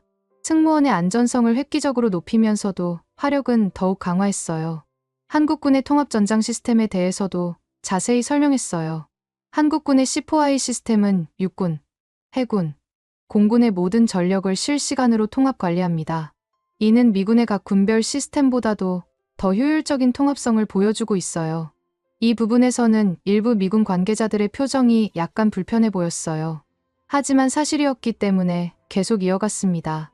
이러한 변화는 한미동맹의 성격 자체를 바꾸고 있습니다. 더 이상 일방적인 보호 관계가 아니라 상호 보완적인 파트너십으로 발전하고 있는 것이죠. 발표의 클라이맥스 부분에서 저는 이렇게 말했어요. 정치적 동맹이 아니라 기술 동맹이 필요합니다. 한국의 무기는 더 이상 선택지가 아니라 파트너입니다. 같은 전장에서 싸울 수 있다면 그게 진짜 동맹 아닐까요? 발표가 끝나자 박수가 터져 나왔어요. 예상보다 훨씬 뜨거운 반응이었습니다. 질의응답 시간의 첫 번째 질문은 미 공군 장성이 했어요. 기자님, 지금도 한국은 미국의 파트너로 볼 수 있을까요? 아니면 단순한 동맹국일까요? 이 질문은 정말 핵심을 찌르는 것이었어요. 저는 신중하게 대답했습니다. 전 지금의 한미 관계를 단순한 동맹이라고 보지 않아요. 우리는 기술을 공유하고 생존 전략을 교환하는 사이입니다. 전장에서 살아남게 해줄 무기를 함께 만든다면 그건 파트너십이 아니라 공동 운명입니다. 이 답변에 청중들 사이에서 조용한 탄성이 흘렀어요. 두 번째 질문은 한국의 방산업체 관계자가 했어요. 미국이 한국의 기술력을 인정한다면 구체적으로 어떤 협력이 가능할까요? 이미 일부 협력은 시작되고 있습니다. 미군이 한국의 조선소에서 함정 정비를 받고 있고 한국의 포병 기술을 벤치마킹하고 있어요. 앞으로는 더욱 체계적인 기술 교류가 필요할 것 같습니다. 세 번째 질문은 폴란드 무관이 했어요. 유럽 국가들이 한국 무기를 선택하는 이유가 단순히 가격 때문일까요? 아닙니다. 성능과 신뢰성, 그리고 빠른 공급 능력 때문입니다. 특히 현재의 안보 위기 상황에서 신속한 전력 증강이 필요한 유럽 국가들에게는 한국의 빠른 공급 능력이 큰 장점이 되고 있어요. 질의응답이 끝난 후 여러 사람들이 저에게 다가와서 추가적인 대화를 나누었어요. 가장 인상 깊었던 것은 미 육군 획득사령부의 한 관계자가 한 말이었어요. 기자님 말씀이 맞습니다. 우리도 이제 한국으로부터 배워야 할 때가 왔어요. 특히 생산 효율성과 혁신 속도에서는 한국이 우리보다 앞서 있다고 봅니다. 한국 국방부 대표단의 한 분도 감사의 인사를 전했어요. 기자님 덕분에 한국의 방산 기술이 제대로 평가받는 것 같습니다. 앞으로도 계속 관심을 가져주시기 바랍니다. 세미나가 끝나고 저는 정말 뿌듯했어요. 제가 한국에서 본 것들을 많은 사람들에게 정확하게 전달할 수 있었다는 생각이 들었거든요. 그런데 세미나 이후 더욱 놀라운 일들이 벌어지기 시작했어요. 여러 언론사에서 저에게 인터뷰 요청이 쏟아졌고 CNN에서는 다시 한번 출연을 요청해왔습니다. 더 중요한 것은 정부 차원에서의 반응이었어요. 국방부에서 비공식적으로 연락이 왔는데 한미 방산, 협력 확대 방안을 논의하는 실무진에 자문역으로 참여해달라는 요청이었습니다. 정말로 한미 방산 협력이 새로운 단계로 발전하는 건가? 이런 변화들을 보면서 저는 제 기사와 발표가 단순한 보도나 의견 표명을 넘어서 실제로 정책에 영향을 미치고 있다는 것을 느꼈어요. 기자로서는 정말 보람 있는 일이었습니다. 세미나가 끝나고 며칠 후 저는 미국 내에서 한국의 조선 기술에 대한 관심이 급격히 높아지고 있다는 것을 느꼈어요. 특히 해군 관계자들 사이에서 한국 조선소의 함정 정비 능력에 대한 문의가 늘어나고 있었습니다. 이런 분위기 속에서 저는 한 가지 중요한 정보를 입수했어요. 미국 해군이 태평양 지역의 함정 정비 능력 확충을 위해 한국과의 협력을 검토하고 있다는 것이었습니다. 이는 공식적으로 발표된 것은 아니었지만 여러 소식통들이 확인해준 정보였어요. 정말 미군이 한국의 함정 정비를 맡기려고 하는 건가? 이 정보의 진위를 확인하기 위해 저는 추가 취재를 시작했어요. 먼저 접촉한 사람은 미 해군 태평양 함대 사령부의 작전 참모였던 스티븐 마틴 대령이었습니다. 현재는 국방대학교 교수로 재직 중이었어요. 마틴 대령님, 미 해군이 한국의 조선소와 협력을 확대하려는 움직임이 있다고 들었는데요.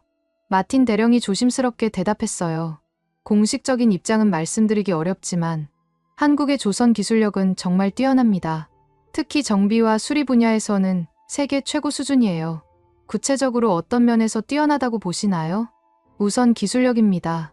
한국의 조선소들은 최신 용접 기술과 정밀 가공 기술을 보유하고 있어요. 그리고 작업 속도도 매우 빠르죠. 마틴 대령이 계속 설명했어요. 예를 들어 미국에서 6개월 걸릴 함정 정비 작업을 한국에서는 3개월 만에 완료할 수 있습니다. 품질은 동일하거나 더 좋으면서 말이죠. 그렇다면 실제로 미군 함정들이 한국에서 정비를 받고 있는 건가요? 이미 일부 함정들은 한국에서 정비를 받고 있습니다. 주로 주한미군 소속 함정들이지만 점차 확대되고 있는 추세예요. 이는 정말 놀라운 정보였어요. 제가 한국에서 들었던 이야기가 사실이었던 것이죠. 한국에서 정비받는 함정들의 만족도는 어떤가요? 매우 높습니다. 기술력, 속도, 비용 모든 면에서 만족스러운 결과를 얻고 있어요. 마틴 대령의 증언을 통해 저는 한국의 조선 기술력이 미군에서도 인정받고 있다는 확신을 얻었어요. 다음으로 접촉한 사람은 록히드 마틴의 해군 사업부 관계자였어요. 익명을 조건으로 인터뷰에 응해주었습니다. 한국의 조선 기술에 대해서 어떻게 평가하고 계신가요? 솔직히 말하면 경쟁자이면서 동시에 파트너라고 봐야죠. 기술력 면에서는 우리와 대등하거나 일부 분야에서는 더 앞서 있어요. 어떤 분야에서 더 앞서 있다고 보시나요? 대형 구조물 제작과 용접 기술입니다. 특히 잠수함이나 대형 함정의 선체 제작에서는 한국이 세계 최고예요. 그렇다면 미국 방산업체들도 한국과 협력을 고려하고 계신가요? 이미 일부 협력은 시작되었습니다. 우리도 한국의 기술력을 인정하고 상호 보완적인 관계를 구축하려고 해요. 이런 인터뷰들을 통해서 저는 한국의 조선 기술이 단순히 상업적 성공을 넘어서 군사 분야에서도 인정받고 있다는 것을 확인했어요. 더 깊이 파고들기 위해 저는 한국 조선업계의 실상을 더 자세히 조사해봤습니다. 현대중공업, 삼성중공업, 대우조선해양 등 한국의 빅3 조선소들이 보유한 기술력과 시설을 분석해보았어요. 자료를 보니 정말 놀라웠어요. 한국의 조선소들은 단순히 함정을 건조하는 것을 넘어서 최신 무기 체계를 통합하고 함정을 현대화하는 능력까지 갖추고 있었습니다. 특히 현대중공업의 경우 이지스 시스템을 탑재한 세종대왕급 구축함을 건조한 경험이 있었어요. 이는 세계에서도 몇 안 되는 조선소만이 할 수 있는 고난도 작업이었습니다. 삼성중공업은 잠수함 건조 분야에서 독보적인 기술력을 보유하고 있었어요. 독일과 공동 개발한 214급 잠수함을 성공적으로 건조했고, 현재는 한국형 차세대 잠수함인 KSS-3를 독자 개발하고 있었습니다. 대우조선해양은 LNG 운반선 건조에서 세계 1위의 기술력을 보유하고 있었는데, 이런 기술이 군함의 특수 구조물 제작에도 응용되고 있었어요. 이런 조사를 하던 중에 저는 한 가지 더 흥미로운 사실을 발견했어요. 한국의 조선소들이 외국 군함의 현대화 개조 작업도 담당하고 있다는 것이었습니다.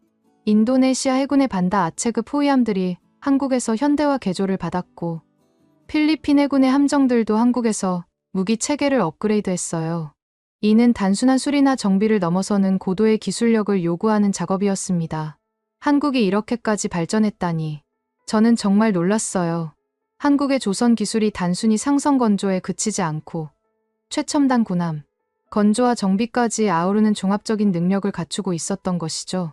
이런 정보들을 수집하던 중에 저는 한 가지 중요한 문서를 입수했어요. 미국 해군이 내부적으로 작성한 태평양 지역 함정 정비 능력 평가 보고서였습니다. 물론 기밀이 해제된 부분만이었지만 그 내용은 충격적이었어요. 보고서에 따르면 미 해군은 태평양 지역에서의 함정 정비 능력이 부족하다고 평가하고 있었어요.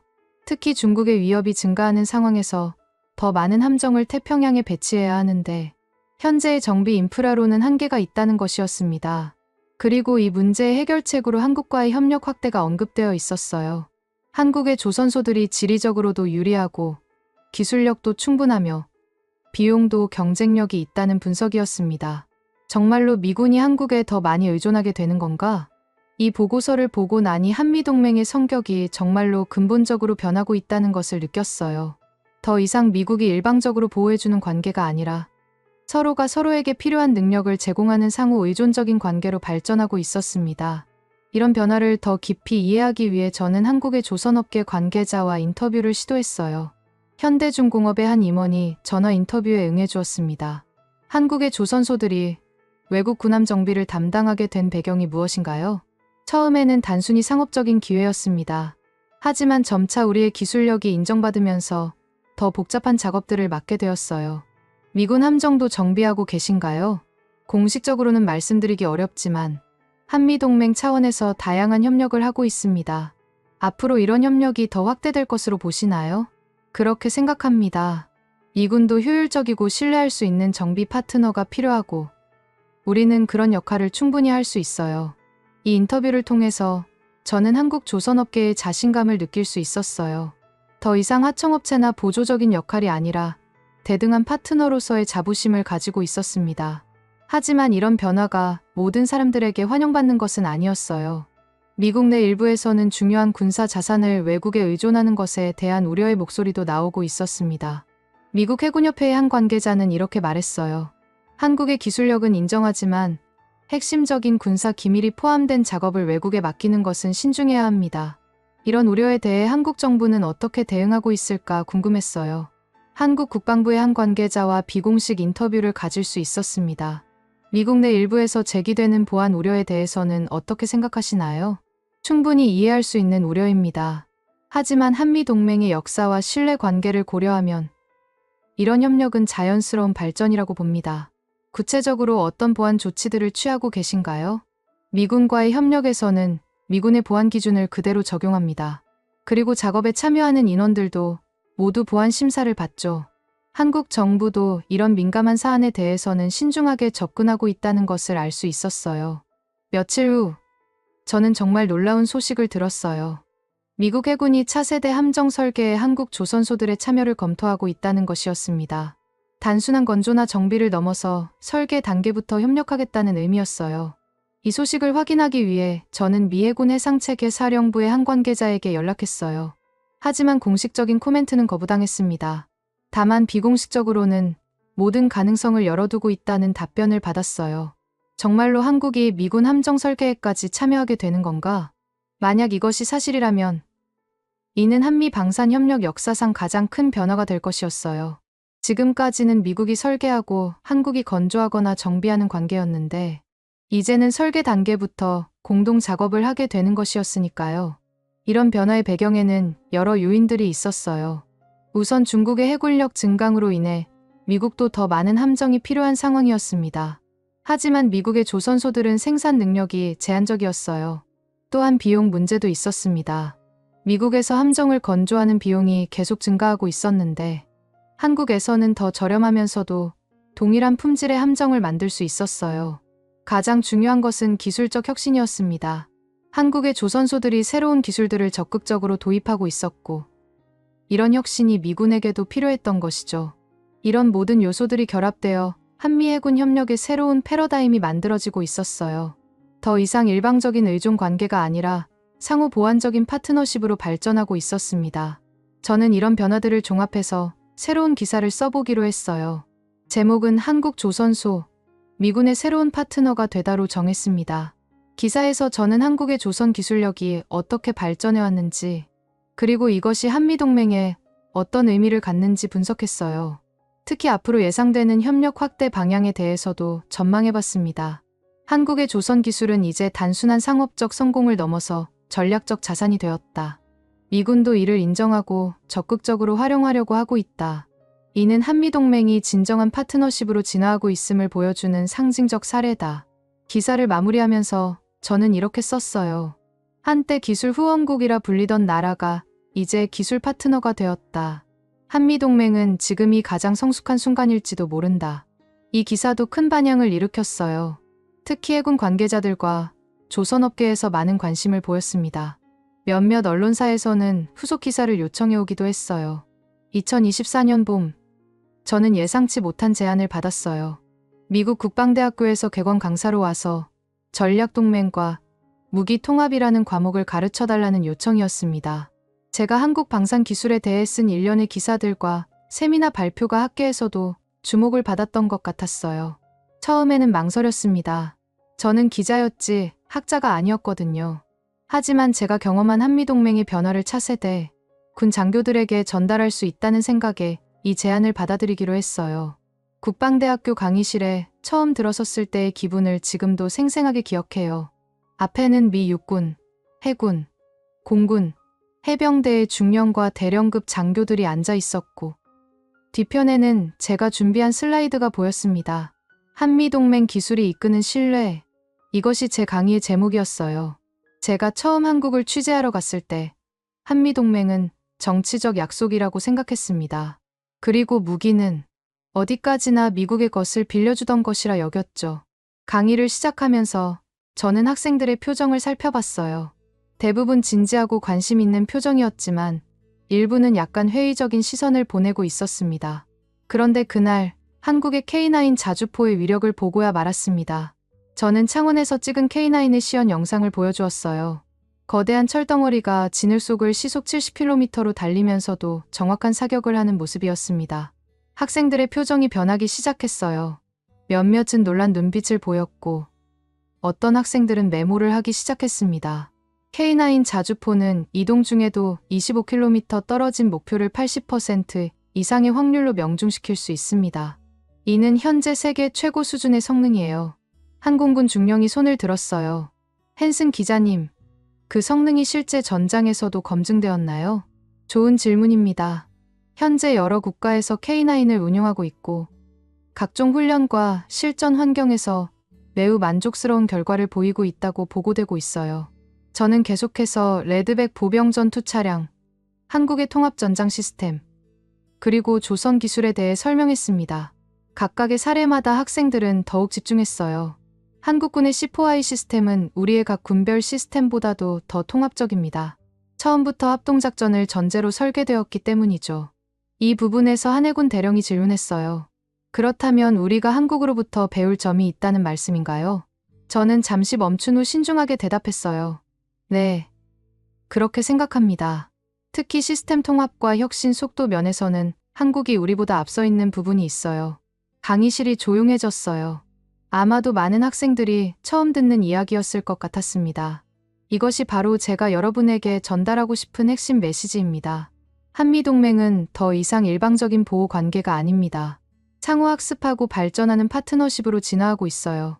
강의가 끝나고 질의응답 시간이 되었어요. 질문들이 쏟아져 나왔습니다. 기자님, 미국의 방산업체들은 이런 변화를 어떻게 받아들이고 있나요? 처음에는 당황스러워했던 것 같아요. 하지만 이제는 경쟁자이면서 동시에 협력 파트너로 인식하고 있습니다. 실제로 로키드 마틴이나 보잉 같은 회사들도 한국 업체들과의 협력을 확대하고 있어요. 한국의 기술 발전이 미국의 기술 우위에 위협이 될 수 있지 않나요? 이 질문은 정말 핵심을 찌르는 것이었어요. 위협보다는 기회라고 봅니다. 한국의 혁신이 우리를 자극해서 더 발전하게 만들 수 있어요. 그리고 함께 협력하면 중국이나 러시아 같은 경쟁국들에 대해 더 강력한 우위를 유지할 수 있습니다. 수업이 끝나고 나서 몇몇 학생들이 개별적으로 질문을 해왔어요. 그 중에서 가장 인상 깊었던 것은 한 육군 중령의 말이었습니다. 기자님, 저는 실제로 한국에서 근무해본 경험이 있습니다. 기자님 말씀이 정확해요. 한국군의 능력은 정말 놀라운 수준이었어요. 이런 현장 경험자의 증언이 제 강의에 더욱 신빙성을 더해주었어요. 학기가 진행되면서 저는 학생들의 변화를 느낄 수 있었어요. 처음에는 회의적이었던 학생들도 점차 한국의 기술력을 인정하기 시작했습니다. 그리고 더 중요한 것은 동맹국과의 관계에 대한 새로운 시각을 갖게 되었다는 점이었어요. 한 학기 강의를 마칠 즈음 저는 학생들에게 마지막 메시지를 전했어요. 여러분이 미래의 군 지휘관이 될 때는 동맹국들과의 관계가 지금과는 많이 달라질 것입니다. 일방적인 지원이나 보호가 아니라 진정한 파트너십을 구축해야 할 거예요. 강의를 마치고 복도를 걸어 나오는데 2명의 정장 차림 남성이 저에게 다가왔어요. 한 명은 미 육군 획득사령부 소속이라고 가슴 배지에 적혀 있었고 이름은 톰 윌리엄스였습니다. 헨슨 기자님 맞으시죠? 오늘 강의 인상 깊게 들었습니다. 감사합니다. 수업 들으러 오신 건가요? 겸사겸사. 사실 레드백과 K9 관련 통합보고서 검토 중이었습니다. 저는 놀란 눈빛으로 그를 봤어요. 미군에서 그 무기들을 실제로 도입 검토 중이라는 소문이 사실인가요? 윌리엄스 관계자가 주위를 둘러본 후 조심스럽게 말했어요. 정확히는 레드백은 OMFV 최종 단계에 여전히 남아있고 K9 자주포는 CRADA 결과가 워낙 좋아서 차기 포병 재구성안에서 가교 전력으로 검토 들어간 상태입니다. 창원 쪽 라인도 몇몇 시찰단이 다녀왔죠. 이는 정말 놀라운 소식이었어요. 제가 한국에서 본 무기들이 실제로 미군 도입을 앞두고 있다는 것이었거든요. 공식 발표는 언제쯤 될 예정인가요? 아직 확정된 것은 없지만 올해 안에는 어떤 형태로든 결과가 나올 것 같습니다. 커피를 마시며 저는 묘한 확신을 느꼈어요. 제가 목격한 변화들이 현실이 되고 있었습니다. 며칠 후 저는 또 다른 특별한 초청을 받았어요. 하나 디펜스에서 주최하는 창원 글로벌 포럼에 VIP로 초청받은 것이었습니다. 세계 각국의 방산 관계자들이 참여하는 대규모 행사였어요. 공항에서 한국행 비행기에 오르면서 저는 감회가 새로웠어요. 1년 전 처음 한국을 방문했을 때와는 완전히 다른 마음가짐이었습니다. 그때는 한국의 한계를 찾으러 갔었는데 이번에는 파트너십의 가능성을 확인하러 가는 것이었어요. 비행기 창가에서 한국 국기와 미국 국기가 나란히 걸린 인천공항을 바라보며 저는 혼잣말을 했어요. 나는 한국을 우리가 돕는 나라라고만 생각했다. 그런데 어느새 그들이 우리가 의지하는 쪽이 되어 있었다. 창원에 도착해서 본 풍경은 1년 전과는 사뭇 달랐어요. 하나 디펜스 공장은 더욱 확장되어 있었고 새로운 생산 라인들이 가동되고 있었습니다. 무엇보다 직원들의 표정에서 자신감이 넘쳐났어요. 김태준 부장이 저를 반갑게 맞이해 주었어요. 헨슨 기자님, 다시 오신 것을 환영합니다. 1년 사이에 많은 것이 변했어요. 어떤 변화가 있었나요? 수출이 급증했습니다. 그리고 더 중요한 것은 기술 개발 속도가 빨라졌다는 점이에요. 이제 우리도 자신감을 갖게 되었습니다. 포럼 행사에서 저는 정말 놀라운 발표를 들었어요. 하나 디펜스가 미군과 공동으로 차세대 무기 체계를 개발하기로 했다는 발표였습니다. 단순한 구매나 판매가 아니라 공동 개발이었어요. 이제 우리는 단순한 공급업체가 아닙니다. 기술 파트너입니다. 하나 디펜스 회장의 이 말이 인상적이었어요. 포럼이 끝나고 저는 다시 한번 K9과 레드백을 시연하는 모습을 봤어요. 1년 전과 비교해서 더욱 발전된 모습이었습니다. 특히 AI를 활용한 자율 사격 시스템이 새롭게 추가되어 있었어요. 이 시스템은 사람의 개입 없이도 목표를 식별하고 사격할 수 있습니다. 물론 최종 사격 결정은 여전히 사람이 하지만요. 기술 담당자의 설명을 들으며 저는 한국의 기술 발전 속도에 다시 한번 놀랐어요. 저녁에 열린 만찬에서 저는 각국의 방산 관계자들과 이야기를 나눌 수 있었어요. 독일, 프랑스, 영국의 관계자들도 참석했는데 모두들 한국의 기술력에 대해 높은 평가를 하고 있었습니다. 독일의 라인메탈 관계자는 이렇게 말했어요. 한국은 이제 우리의 경쟁자입니다. 하지만 동시에 배울 점이 많은 나라이기도 해요. 프랑스의 탈레스 관계자도 비슷한 의견이었어요. 한국의 혁신 속도는 정말 놀랍습니다. 우리도 그런 속도감을 배워야 할 것 같아요. 이런 반응들을 보면서 저는 한국이 정말로 세계 방산업계의 주요 플레이어가 되었다는 것을 실감했어요. 다음 날 아침, 저는 ADD를 다시 방문했어요. 1년 전에 만났던 박민수 박사와 재회할 수 있었습니다. 박사님, 1년 사이에 많은 변화가 있었던 것 같은데요. 박 박사가 미소를 지으며 대답했어요. 네, 정말 많은 변화가 있었습니다. 특히 미국과의 기술 교류가 활발해졌어요. 이제는 우리가 기술을 전수해주는 경우도 있습니다. 미국의 기술을 전수한다고요? 네. 특히 포병 기술과 함정 건조 기술 분야에서요. 미군 관계자들이 정기적으로 우리를 방문해서 기술을 배워가고 있어요. 이는 정말 놀라운 변화였어요. 1년 전만 해도 한국이 미국 기술을 배우는 입장이었는데 이제는 역할이 바뀌고 있었던 것이죠. 이런 변화를 어떻게 평가하시나요? 자연스러운 발전이라고 봅니다. 기술에는 국경이 없잖아요. 더 좋은 기술이 있는 곳에서 배우는 것이 당연하죠. 박 박사의 말에서 한국 연구진들의 성숙한 시각을 느낄 수 있었어요. 한국에서의 마지막 날, 저는 인천공항으로 향하면서 지난 1년간의 변화를 되돌아봤어요. 제가 쓴 기사가 이런 변화의 작은 촉매 역할을 했다는 생각에 뿌듯했습니다. 공항에서 미국행 비행기를 기다리면서 저는 노트북을 꺼내 새로운 기사의 첫 문장을 적기 시작했어요. 한미동맹은 지금이 가장 성숙한 순간일지도 모른다. 비행기가 이륙하면서 저는 창밖을 내다봤어요. 한국의 야경이 아름답게 펼쳐져 있었습니다. 그 불빛들 속에는 첨단 무기를 개발하는 연구소들과 공장들이 있었고 그곳에서 일하는 수많은 엔지니어들과 연구원들이 있었어요. 정말로 세상이 변하고 있구나. 1년 전 처음 한국을 방문했을 때 품었던 편견들이 완전히 사라졌어요. 이제 저는 한국을 미국의 진정한 파트너로 보게 되었습니다. 기술을 주고받으며 함께 발전하는 동반자 말이에요. 미국에 도착해서 저는 곧바로 새로운 기사 작성에 착수했어요. 제목은 한미 방산협력, 새로운 시대를 열다였습니다. 기사에서 저는 지난 1년간 목격한 변화들을 종합적으로 분석했어요.